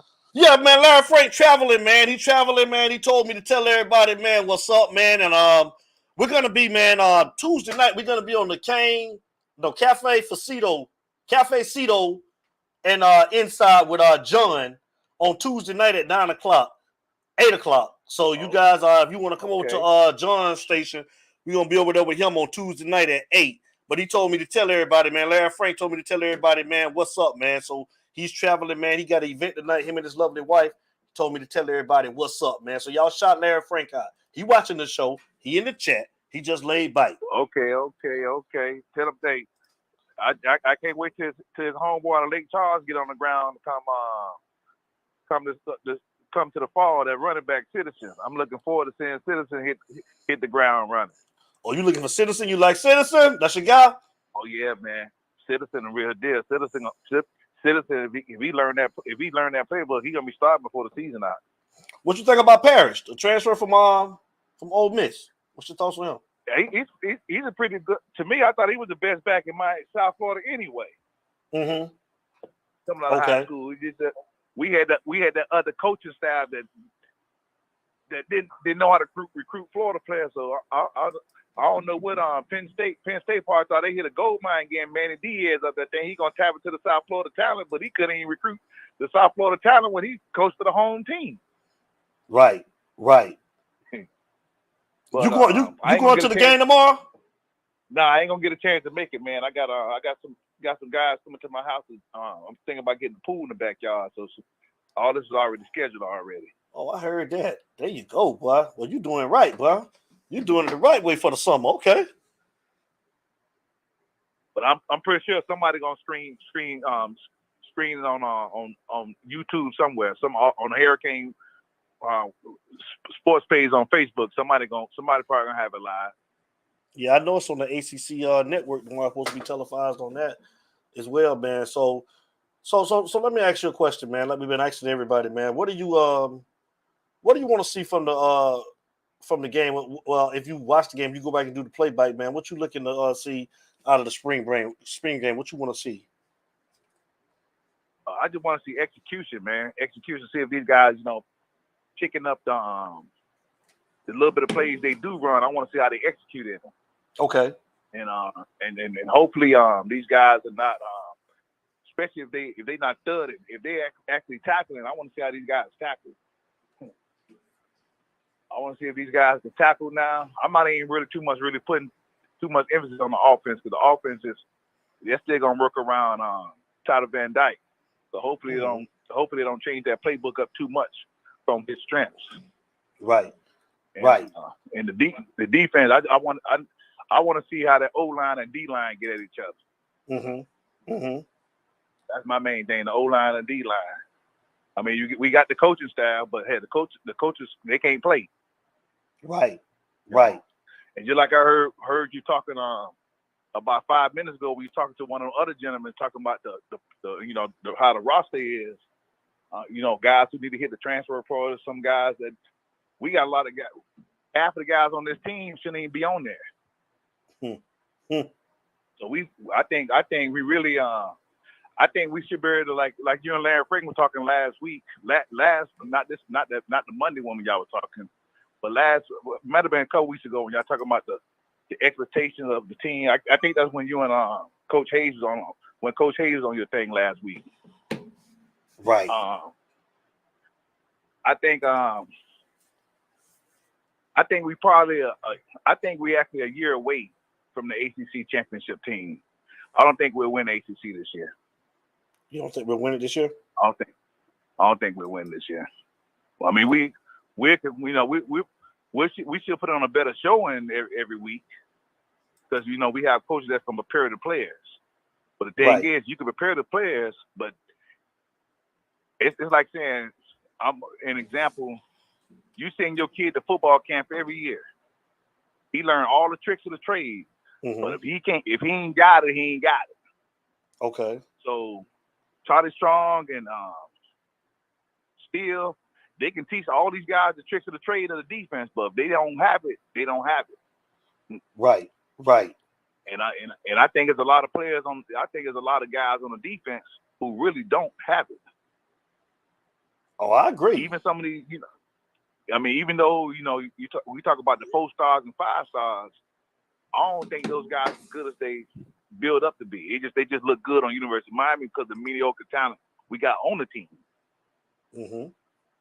So it is what it is. We'll see. We won't see nothing tomorrow on the spring, because spring is just executing the scheme and stuff they put in and see how these guys are grasping it. We'll see how it is when it comes summer workout going into August, September. That's when we'll see how the team really gonna play out, because the spring don't really show anything. Right. I totally agree. 100%. So we'll see how it is, man. But I ain't gonna hold the thing. I know you got one of your boys supposed to be coming on. I'm about to bring him on right now, man. He just clicked in, man. I'm about to bring him in, man, so y'all can talk to our Canes Insider, Mr. George Diaz, man. But man, hey, man, it's been. I haven't heard from you in a long time, man. It's been a minute. How you been doing? I'm still kicking, man. I'm still kicking over here. That's what's up. That's what it is, bro. That's what's up, man. Don't be no stranger, man. All right, keep it going, man. I'm gonna go on pause my TV so I can hear the rest of the show. But you take care, man. Take care of your family too, man. Oh, thank you, man. I appreciate that call, man. I love you, brother, man. You take care.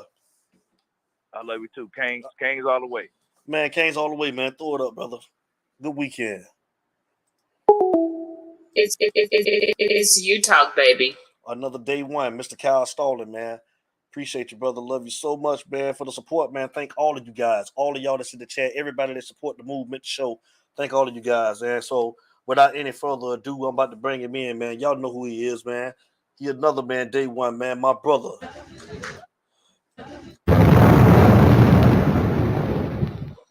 He's a Canes Insider. He's a U-Talk favorite. Ladies and gentlemen, welcome our guy, Mr. George Diaz, to U-Talk. What's going on? What up? He in the building. What's up, brother D? What's going on? What's up, U-Talk man? family? What's going on? How you doing, brother? How you doing? How you doing tonight, sir? I'm doing all right, man. Hey, guys, all of you who've been waiting, my apologies. Have to take care of my grandmother. Gotta do what I gotta do, take care of family first. Bro. So Most definitely. I apologize, and I'll try to get as much in as I can. Most definitely. Well, without any further ado, George, man, I'm finna let you do your thing, man. He's on. Y'all been waiting on him. I've been talking about him all week. They got some questions, man. Josh Ayers kind of tricked me out of something. So I'm gonna let you go ahead and I'm gonna sit back, man, and let you do your thing. Go ahead, man. Who tricked you out? Oh, Josh Ayers, man. He on schedule, man. Him and old King Kyle, man. They corporates, man. I'm done with him, man. Yeah, so I've been able to see a couple practice. I saw yesterday's practice, which was the last practice before the spring game tomorrow. Last Saturday, I was there for the scrimmage.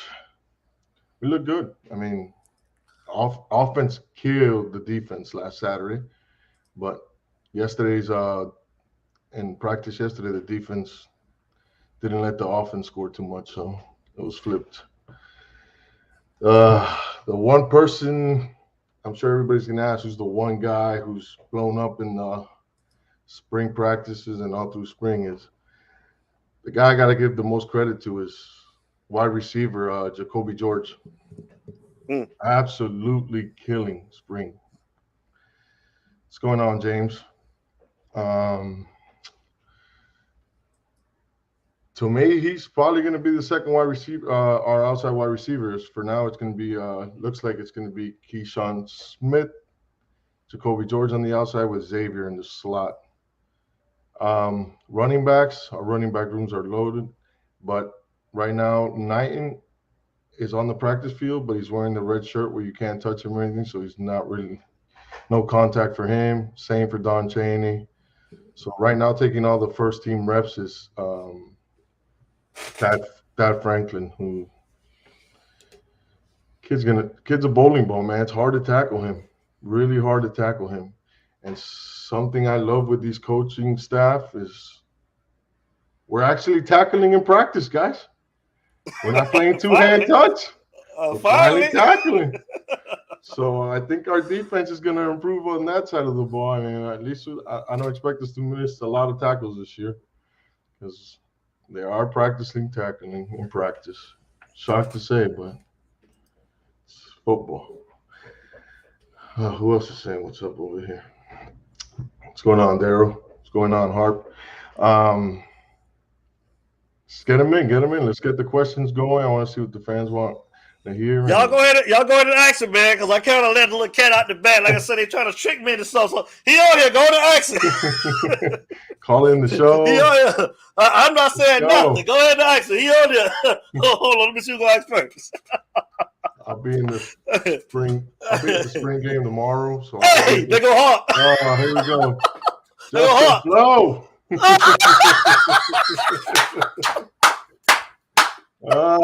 Justin Flo. Look at Josh. Josh trying to be subliminal. Yeah. You know Josh so slick.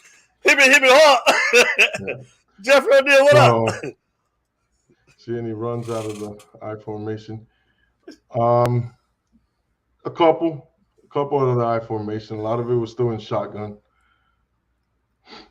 Justin Flo.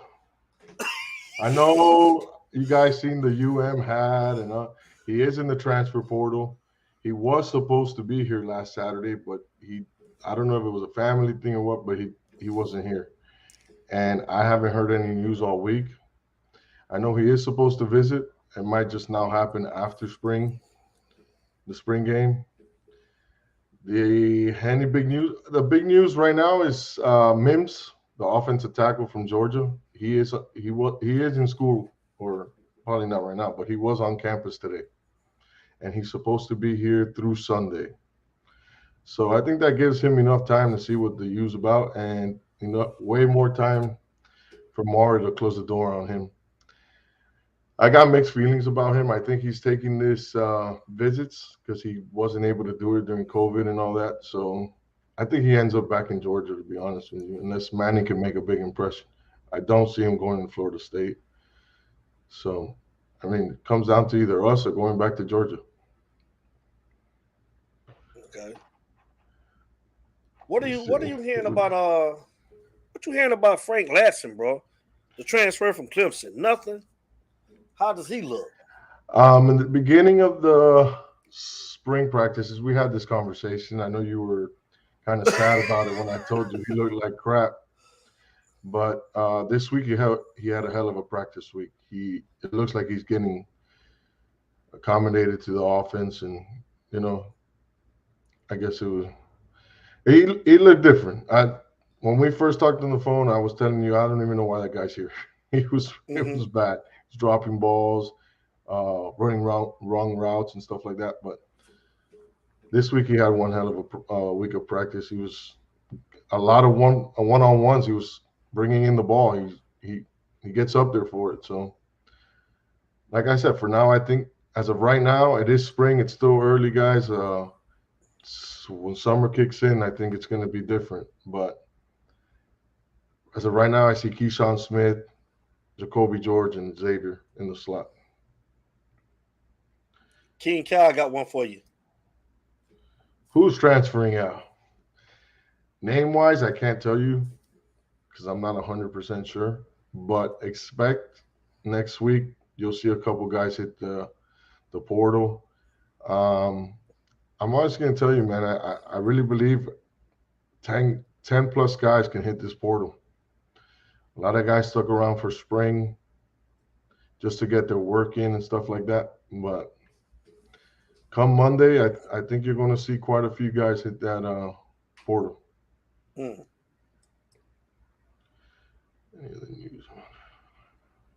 Linebackers? Yeah, linebackers, I do think, well, I'm sure everybody's heard the rumor that we're going to sign 2 linebackers by the time summer comes around, which I will put it out. I mean, it's not 100%, but I'm 98% sure. I'll leave 2% there for you. One of the linebackers will be Justin Flo in the Miami Hurricane uniform. And I think we signed that other linebacker from West Virginia. I think he ends up coming down here. And y'all know when he give a prediction over here on Utah, man, he always right. So y'all already know. Let's give him a hand for that as well, too, y'all.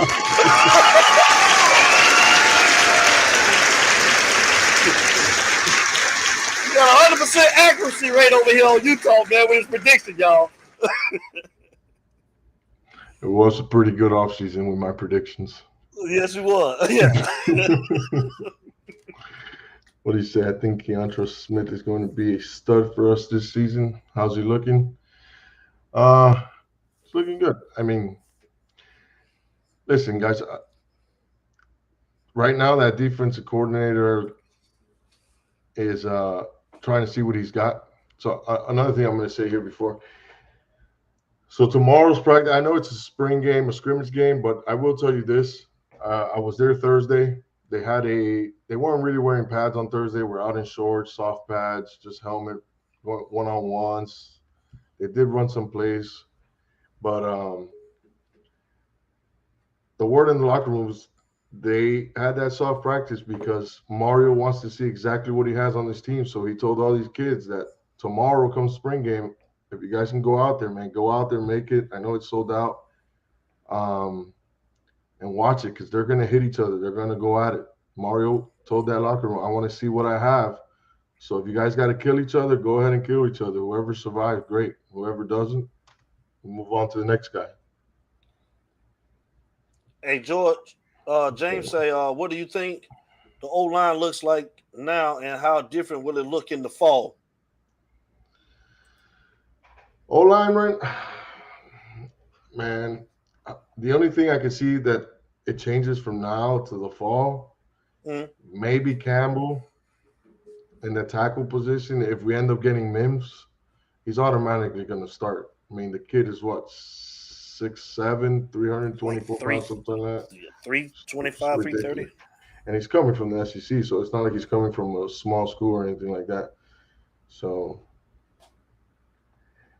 I think our offensive line stays the same unless Mims comes. If he comes, that's the only change I see automatically. What about the cornerbacks, George? How do you feel about the cornerbacks? Corners and safety look one-on-ones. Corners, right? Oh, that's another big surprise this year. I know we bashed him, and a lot of us probably didn't even want him here at this point, but the one that's made a huge improvement is Al Blades Jr. He's put on some weight, and he's bringing it. He's covering those one-on-ones, and it's really hard to beat him. But that's good. That's good, man. Because and I'm glad he came back, and I'm glad he's finally matured and he's figuring it out. And I'm telling you, big change his way. Good. What about Ivy? How does Ivy look? He might be one going in the portal. Okay. Sigmund say, are we getting a transfer corner besides Porter? Not that I know. I don't think so. Okay. So you say I think the transfer wise, all we're getting, unless somebody big goes in, but other than Mims, who's probably the biggest transfer right now, and I see the two linebackers, Justin Flo and the kid from West Virginia. Okay. So the defensive line, that was another position that we were talking about earlier before you came on, bro. What does the defensive line? Let's start with the D ends. Who's looked the most impressive at the defensive end position? Then we'll go to the tackles. So, defensive end right now for me in the 4 or 5 practices I've been to, it's got to be Jake, the kid from USC. Liechtenstein. Yeah, Liechtenstein. Yeah. Okay. He's got to be one.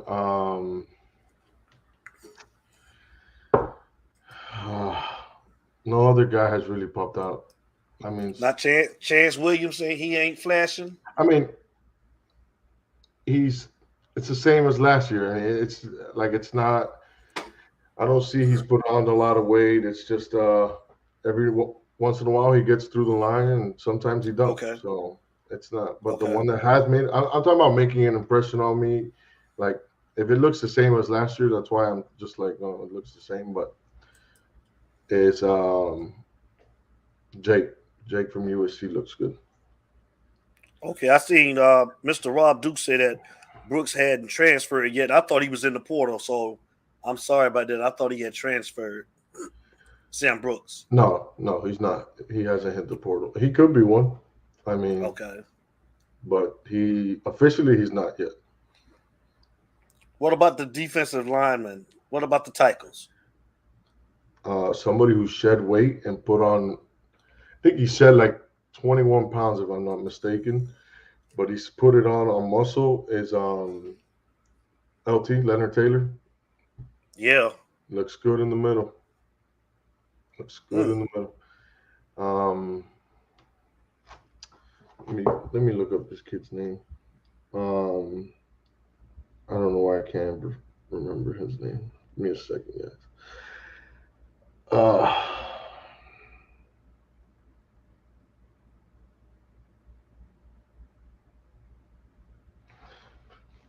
I'll get back to it. I'm looking it up.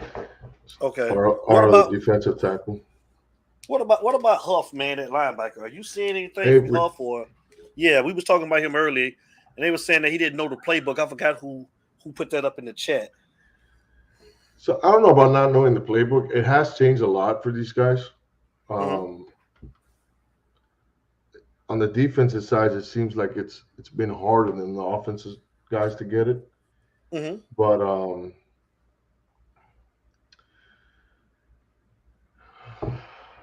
other than, again, from last year to this year, he wasn't on the team last year, but Wesley, the thing, and you let me coach that team, I might have him start as a true freshman.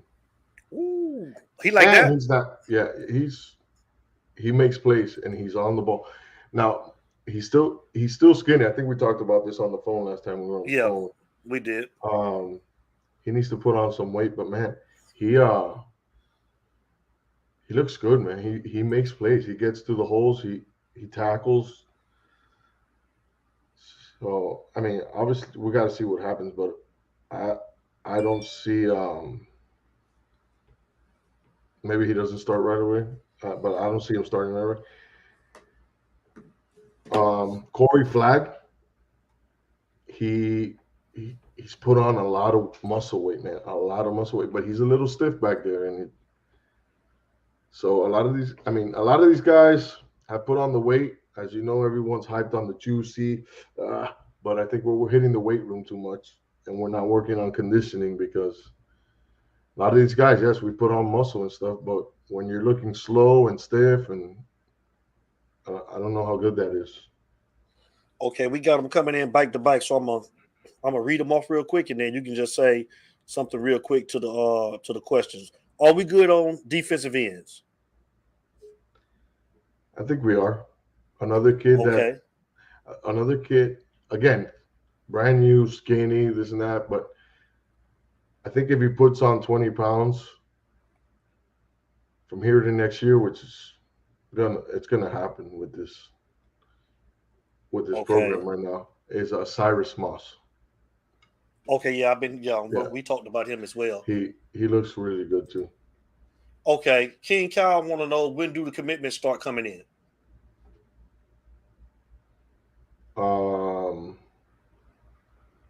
Commitments like what? Like, I guess he's talking about like the guys that's transferring. You can see. So you can see that anywhere starting Monday. Okay. Starting Monday, you'll see guys hit the portal and then pick their schools and this and that. Like, it can start as soon as Monday. There's no dead period or anything. Jeffrey O'Neal, what up? J.O. say, George, did you see speed on the pass rush?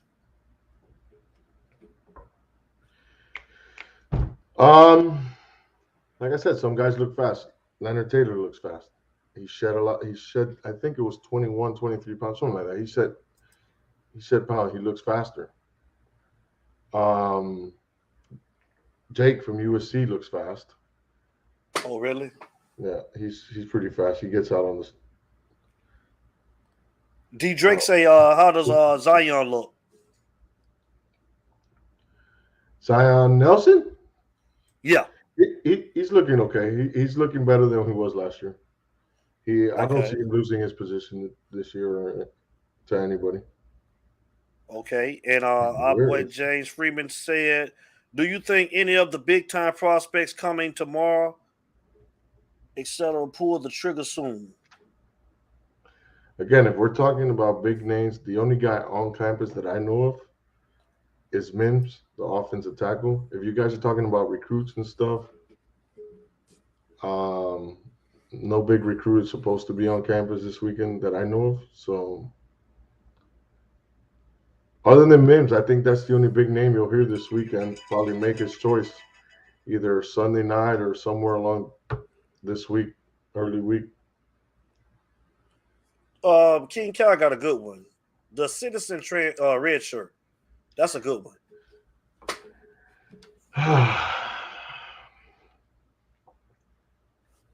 Because I mean, they loaded in the bike field. Like I said, that room is fully loaded.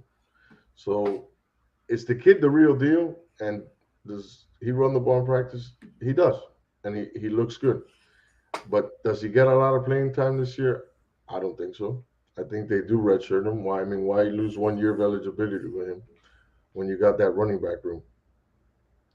Remember, you've been talking about Thad Franklin. My question to you with Thad, you're saying that they've been having him at number 1. So how does Henry Parrish look? Parrish looks good, and but that's why I'm saying that most likely you got the Citizen is going to redshirt and gain that 1 more year of eligibility with him, because you still have obviously Jane Knight is going to be ready to go for the season unless something terrible happens during the summer. Chaney was on the field. He's the only question mark I have. He's not really trusting his knee. He's worried about it. It's torn ACL. A lot of kids worry about it. Once it happens once, it doesn't happen again, So you could see him like kind of worrying about his knees. and he's not 100% yet, so they're taking it really slow on him. Nickel Samuel say standout wide receiver. I already said Jacoby George. Jacoby George. The only name.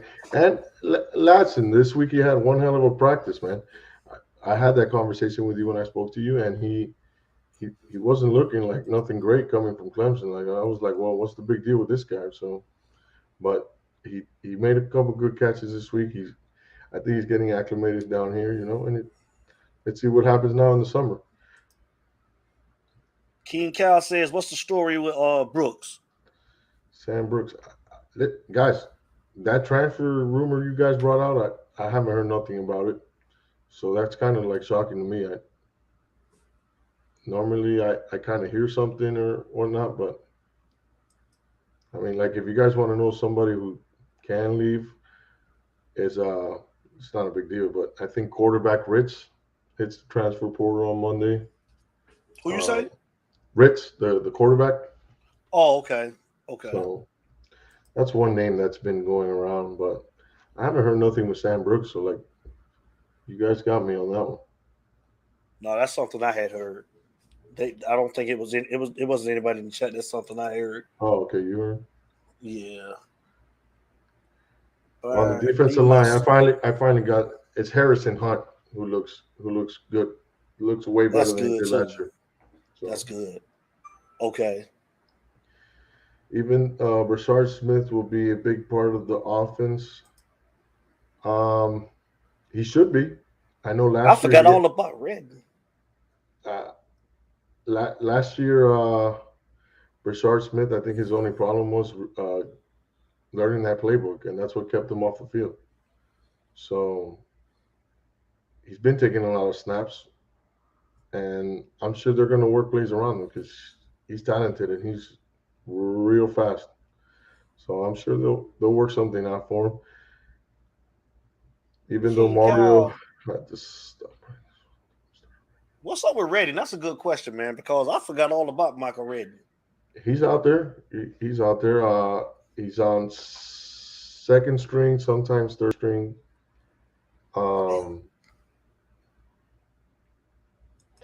He kind of got hurt with that Ladson move, to be honest with you.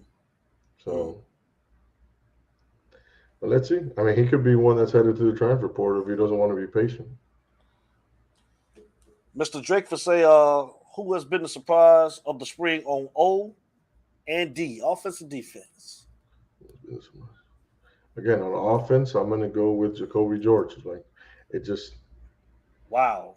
It stands and there's. He's standing out like that, George. Yeah, he is. I mean, I know we talked about it on the phone, and you were like, "Yeah, I was serious? Right? Yeah." Every time you ask me on the offensive side, that's the only name I'm going to tell you because it's been something ridiculous. That's good. That's good. One-handed catches, jumping over people, like it's ridiculous what you're seeing on that football field. So let me ask you this: I brought up a question at the beginning of the show, and I was saying who's going to take that production that Rambo? Who's going to take over and all of that production we're going to miss from Rambo? Man, you think that he can fill that void? Jacoby George, he can be that guy.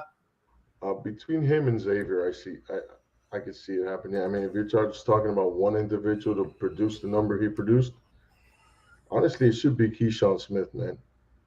But he comes in some days and looks sharp, and then some days he looks lazy.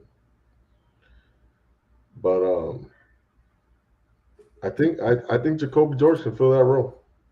He's got speed. He's got hands. His route running is amazing.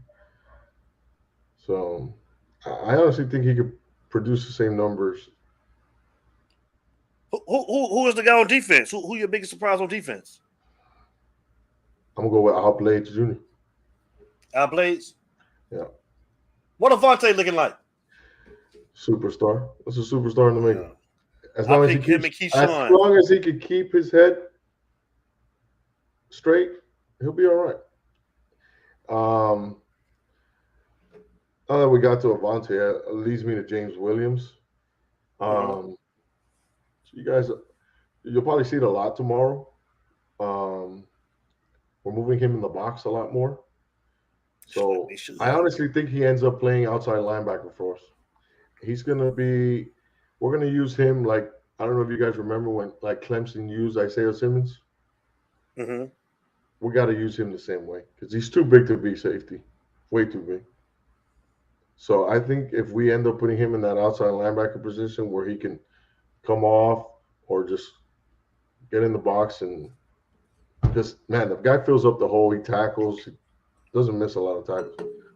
So I honestly think when we get closer to the season, you're going to see him be installed in that outside linebacker position. And our two safeties at that point will be Avante Williams and Cameron Kitchens. That's what I was going to ask you about. What Cam looking like?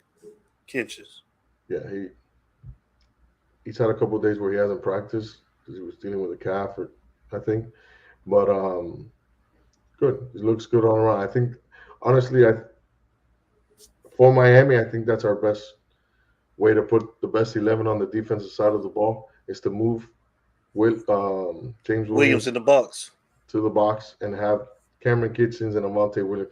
I honestly think those three got to be on the field on defense at all times. You got to. You got to put your best 11 out there. Definitely. Mr. Sigmund asks, how is Johnson and Marcus Clark looking in the defensive back position? That's a good question.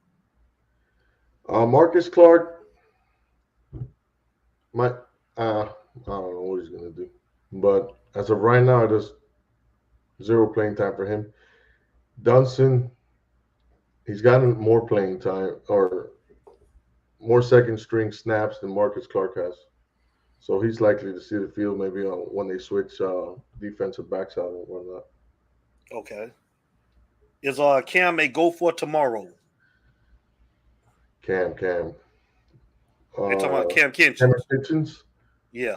Man, I haven't heard he's not going to play tomorrow. So he was on practice on Thursdays, and no red shirt on him or nothing that he couldn't have contact or nothing. So yeah, I expect him to be out there tomorrow. And what is Takori Couch looking like? I've been hearing good things about him. Yeah, Takori Couch looks good. Okay. He's not. I don't think we move him to the outside. He's going to be that nickel corner for us. So he should. He's to me. He's the starter of that nickel corner. Okay. And right now, that's what it looks like. Because when the ones take the field, he's on the field with the ones as a nickel. So it's a good question, Sigmund. What about Brian Ballum, the other safety?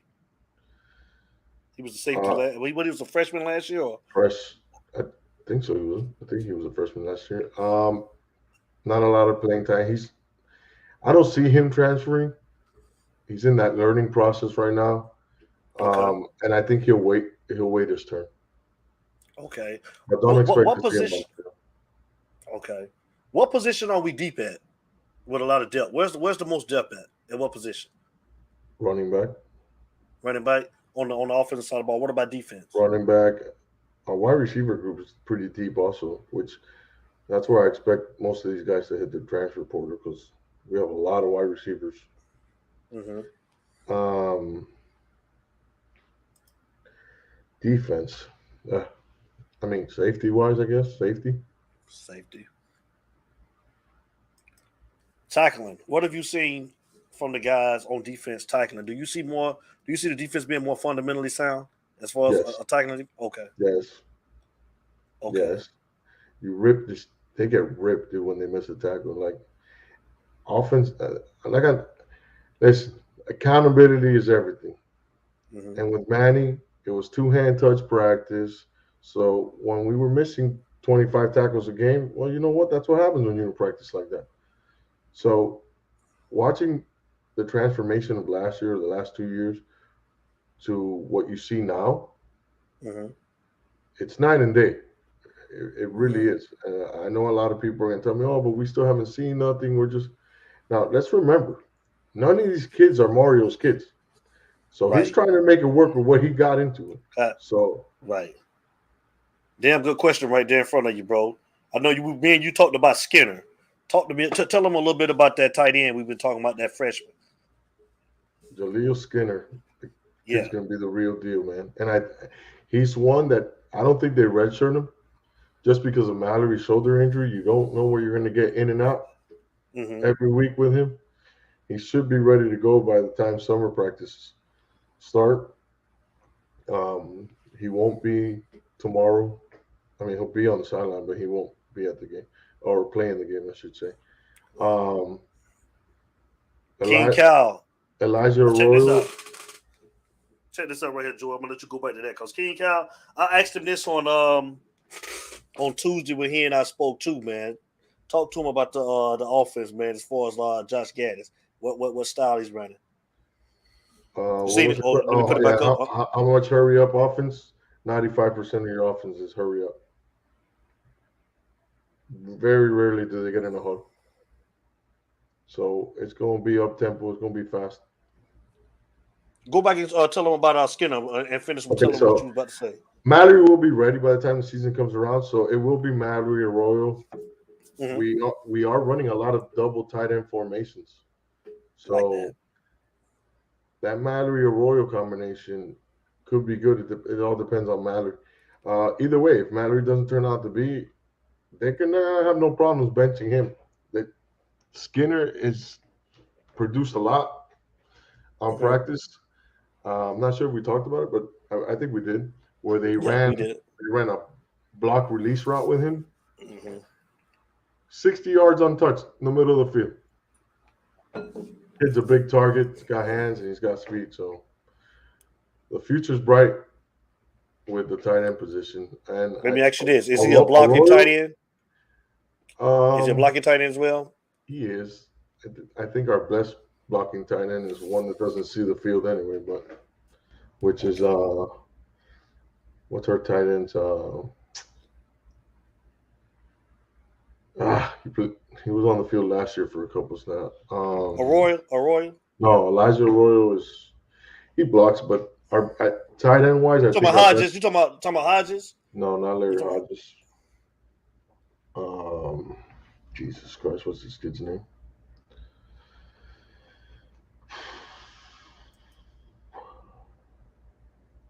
Trying to find his name.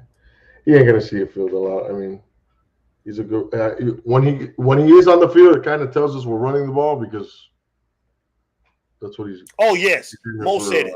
Good one, Mo. Mo said it. Mamorelli. Yeah. That's what. Yeah, appreciate that, Mo. Thank you. Yep.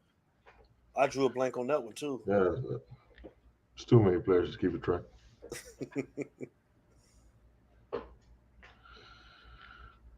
How fast do you think the defense is? My bad. Yeah, that was Sigma.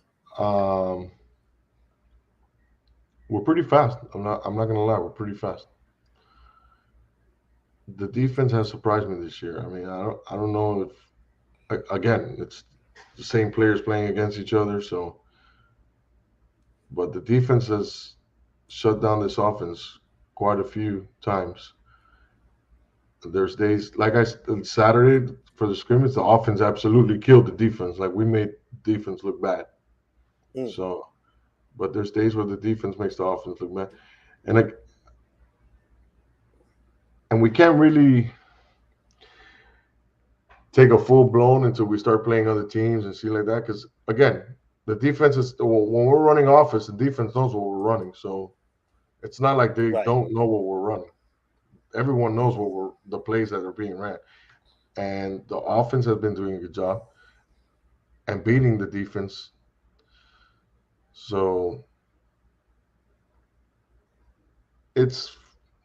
we'll see. Well, all I can say is it looks better than it did the last 2 or 3 years. Okay. So I mean, can't really know what we have until we start playing these teams. And see what they throw at us. Okay, King Cal got a good one too. Is there anything you don't like about Mario? Nope. I agree. I agree. Let me ask you a question. Out of all of the coaches, out of which coach do you feel like which coach is getting the most out of their position group? That you feel like just you're actually seeing just a difference, a change. DVD. So you saying Josh Gaddis with the quarter? Frank Muntz, the quarterback's coach. No, well, DVD's back there with them. You said DeMarcus. You talking about the defensive backs? Yeah, I'm talking about. DeMarcus Van Dyke. Okay, okay. I'm sorry. Okay. So I just said TVD. No, DVD. Okay. So to me, he's the one that's getting the most out of his players. Okay. Cool. Heisman talk for TVD. Let's see what the year. I mean, the kid looks good in practice. He had an okay day on Thursday, but you know what? You can't be perfect every day, I guess so. But he's on the money, man. Yeah, he's on the money. That. I know we talked about him. I honestly expect a big year from him, and I'm gonna take it a step further. I think he gets drafted in the first round in the NFL draft next year. So he gone. You talked about that. We said, yeah. The only way he's not gone if he gets hurt, which God forbid that happens. You don't want anybody getting hurt on this team, or it just doesn't work out. But what you see in practice and stuff like that, you got scouts coming out here already in practice, taking a look at him. He's already signed with Rosenhaus Sports, so big things are coming for that kid. Talk to him a little bit about that freshman, Ja'Curry Brown. You just spoke about that. That kid's the real deal, man. I'm gonna be honest with you. That kid is big. Again, he's skinny. He's a freshman. He's just walked. He's just got to campus, so he's gonna have this year to get bigger. And I'll tell you, bro, he's gonna give Jake Garcia a run for his money next year. Really? Yes, sir. Yes, sir. So I know the plan. The plan right now, and Jake looks good in practice, man. He's gotten off that foot injury, the Achilles, and he looks good. It's not like he's looking bad or anything. He looks good. But TVD is the guy to beat right now, and I don't think any other two can beat him. So TVD is going to be our starting quarterback. As of right now, number 2 is Jake Garcia. I do think they redshirt a Brown. Mm-hmm. Again, just to gain another year of eligibility with him.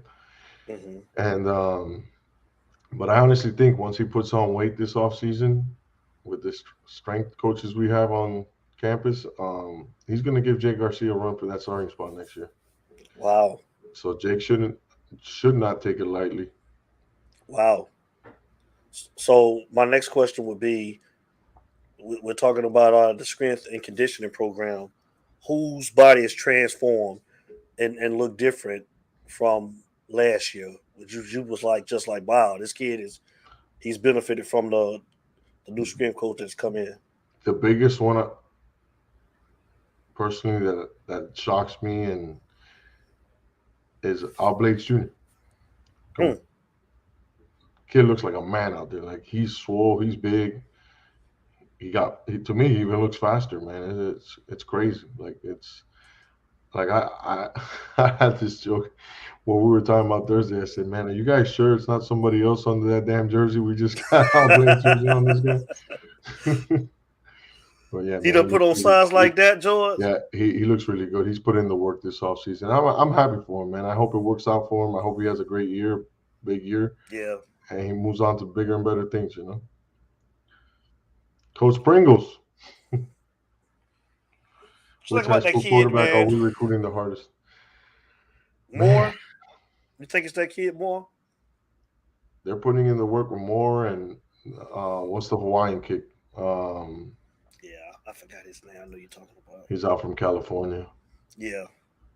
But listen, it's Mario. He's gonna. I know he's giving out a lot of. He even gave what's this guy? Arch Manning. Is that Manning's son? Nephew. Yeah. So who he ends up with here is the one he's gonna really want to run his again. nobody on this team is Manny's kids yet. Because let's be real. What we got this year, I mean, yeah, he went after what he could for these kids, but is it really what he wanted? So to me, this is really going to be his first year for really bringing in the guys he really wants and who he thinks is going to be best to run the offense and the defense the way he runs it. Right. So. Right. Wow. Blades is making the NIL money. They get it. Listen, they get it. I'm not mad at them, man. A lot of these kids are getting the NIL deal. That's what we had.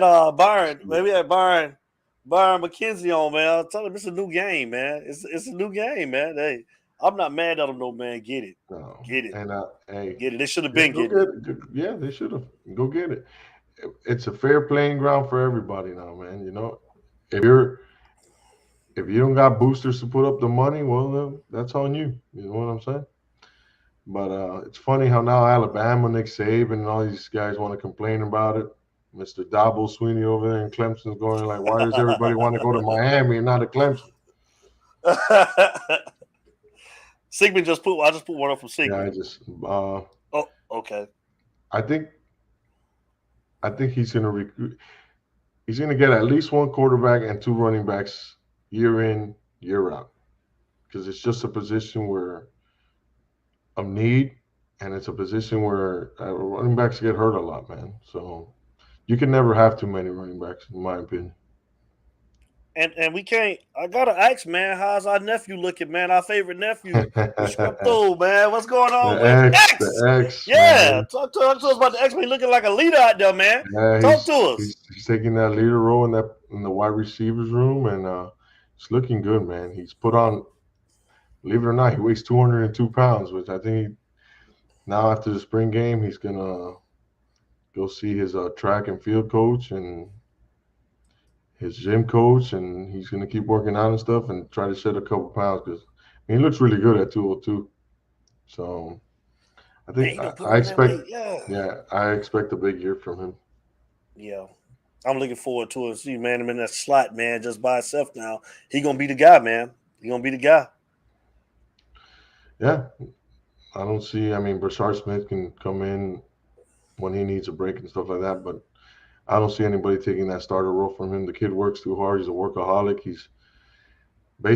He runs his own two-a-days. We only have practice in the morning, and you'll see him after class and stuff back on that football field running his own two-a-days, running routes out there, having somebody throw him the football, and the kid just works his ass off, man.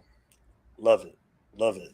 If you just joined the U-Talk, man, we got our brother. It's U-Talk, baby. Mr. George Diaz in the building. Y'all been asking for him all night. He's in the building, man. You got your questions, man. Y'all better go ahead and ask him while I got him on, man, because he'll disappear on me, man, sometime for like 8 months, man. I won't see him. I got to call to check up. Man. Remember, I got to work hard, man, because come football season, wherever the boys are, that's where I'm at. That's where you'll find me. So, hey, guys, whoever's going to that spring game tomorrow, man, you guys want to meet up with me or hang out, say what's up or whatever, just on my Instagram is the name I have on here, Canes Gang 26. Just shoot me a message and I'll be more than happy to say what's up and hang out, man. Talk some football. For sure. Most definitely. Most definitely. Well, look at y'all, man. We ain't going to keep George up too long, man. And he got to get up and go to this game in the morning. I got to harass him, man, while he's at the game to tell me what's going on because I'm not going to be able to make it down. So, listen, you guys, man, it's been a pleasure. It's been a pleasure. Josh, 190 looks good. Yeah, 190, 195, I think pretty good too. I mean, 202, he still looks fast. He's still beating guys on the field. So, but with his size and stuff, he needs to be 195, take a hit, run somebody over or whatnot. Okay. So do you think Mario we used the 2 QB in the same game? No, absolutely not. Which one was that? Who said that? Jeffrey said, do we use 2 quarterbacks in the same game? No. Okay. I mean, the only time you're going to see Jake Garcia hit the field is when we're blowing these teams out. Okay. All right. So all that Manning stuff that wasn't No, man, he used to say, "Oh, we can't run up the score. We want to be too disrespectful." I can tell you with Mario, they're going to try to put up 70 or more on Bethune-Cookman and that other crappy team we play in the we need to second try to week. put up 70 against everybody we play here. Everybody. Take no prisoners. For real. Yeah, but I mean, last year we were hearing stuff like, "Oh, guys, don't run up the score. That's disrespectful." Like, you don't hear that shit in football. Go smack them. Put up 100 if you can. Who cares? Damn right. Yeah, I'm from Miami. George, man. Yeah, King. Yeah, that's y'all. That's y'all. Yes, sir. Born and raised here. George, man, go ahead and tell them again, man, where they can find you at, man, and go ahead and give us some departing words, man, so we can get the hell on. So that's my IG name, Instagram, Canes Gang 26. If you guys want to send me a friend request, send me a message, go on, man. Exactly where I'll be tomorrow, I'm not familiar with that stadium over there, so if you guys send me a message, I'll tell you where I'm at or where we can meet. But I'm excited. I'm excited to see tomorrow's spring game. I know they're going to go hard at it, so it's not going to be like a crappy spring game. Like starters play a couple of snaps and then you see all the freshmen and stuff play. I think we're going to go hard. I think the starters play the whole first half or what's supposed to be first string and see what we got with this team. Because Mario still has time to make changes if he's like whatever he doesn't like, he's still got time. He's still got that transfer portal you can fix it now for the summer. So I'm excited for tomorrow. And anybody wants to meet up, man, let's go. I love talking football and especially Canes football. So I'm excited for that thing we got going on in Georgia, that live U-Talk show we got going on. Man, listen, man, I want all of you guys to come, man. Most definitely. We're going to be looking forward to it too, man, as well, man. November the 11th, you guys. We call it the U-Talk Hurricane Bash. We're going to be at the Cristobal Banquet in Duluth, Georgia. It's about 20 minutes north of the city. We're going to have the venue, man, the parking lot, the tailgate. You can get your tickets on Eventbrite. Just go up under, like I said, U-Talk Hurricane Bash, and it'll come up. So it's the Miami versus Georgia Tech game here in Atlanta. Get your tickets, man. DJ Sam's on the ones and twos. DJ Sam, yes, sir. What it do? That's how you talk, brother. November 11th, put it on your calendar. We're going to be in the building, man. So live podcast, food, drinks, man. Come out, man, and party with you guys, man. George B. there will have. I'm still trying to talk Coach Hayes, man, to come into Atlanta that weekend. And our Flo going to be here, man. We're going to have the whole brotherhood up in the building. Special guests. Special guests, you already know, man, what it is, man. Special guests going to be there, man. So we'll have a good time, man. So George Diaz, man, I appreciate you, brother, like always, man. U-Talk family, let's give him a round of applause. Hold on, go ahead, brother. Go ahead. I appreciate you, man. Guys, one more time, sorry for making you guys wait today. Next time, we'll get on earlier so we could talk more. And Josh says work on getting Flo to Miami, man. I think that's a done deal, dude. Hey, y'all give our brother a round of applause. Mr. George Diaz, man. My brother, man. Day one. It's my day one brother. They support me, man, from day one.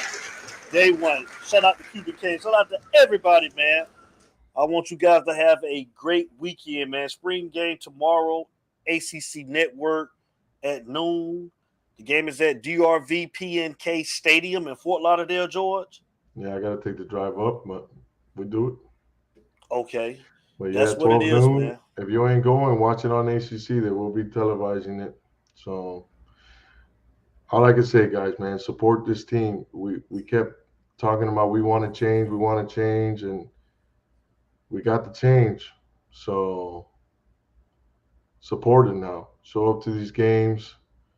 If you could go on the road, man. It makes a difference to have that road crowd when we're on the road. So what's going on, Ernesto? 11-11 road trip. Yes, sir. That's a good buddy of mine, man. That's my brother. Love you, man. You better be out there. You better support that U-Talk live out there in the Atlanta. That's what's up, man. That's what's up. Everybody, have a great weekend. Be safe. If you're around on Tuesday night at 8 o'clock, we're going to be on the Cafe Cito Canes show with my boy John at 8 p.m. I'll post a link. If you guys, man, meet George. If George is available, I'm going to stay on him. I know I'm going to get him on there with us on Tuesday night at 8 o'clock, man. So it'll be me, him, and Frank with John. So if you guys are able to tune in, please check the show out, man. Shout out to John. Shout out to Flo, Coach Hayes, Streeter, Footballville. Love all you guys, man. Have a great weekend. Stay safe, man. And also next week we're coming back. I'm going to be in Florida, and I'm going down to interview Jamarion Davis. You guys have seen him on my page, man. He's a phenom out of Florida. He's an athlete. Got a lot of offers to go a lot of different places, so I'm going to go down and interview you guys. You've been asking for that interview.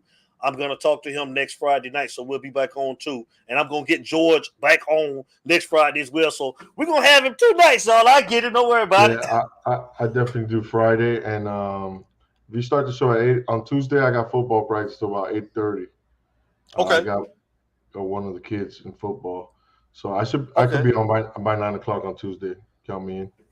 Cool, that'll work. All right. Hey, man, we love you guys, man. Everybody stay safe.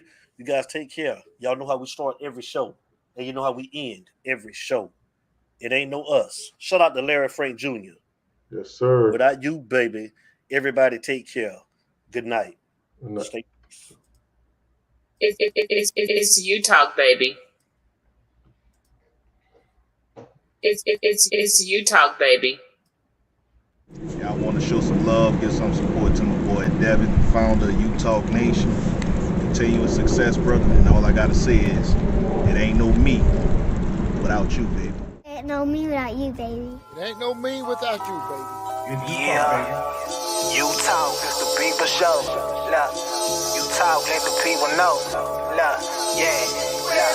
This is hurricane season. Only legends come up out there, you like Chris and Teigen. Name a letter better, W, that's what we preaching. Hurricane force winds whenever we breezing. Got rings for a reason. Look, we treat a gator like the swamp people, and Seminoles like the block people. And for my dogs, I will drop people. Just being frank, I got they flank like a cornerback. And I ain't even much a Florida cat, but hurricanes, I know more of that than most. Cause I seen them turn our houses into boats. That's that real talk, baby. I hope you was taking notes. That's the real talk, baby. Yellow Nation, coast to coast. It's that you talk. Yeah. It's you talk, baby. Yeah. It's you talk, baby. #1 podcast.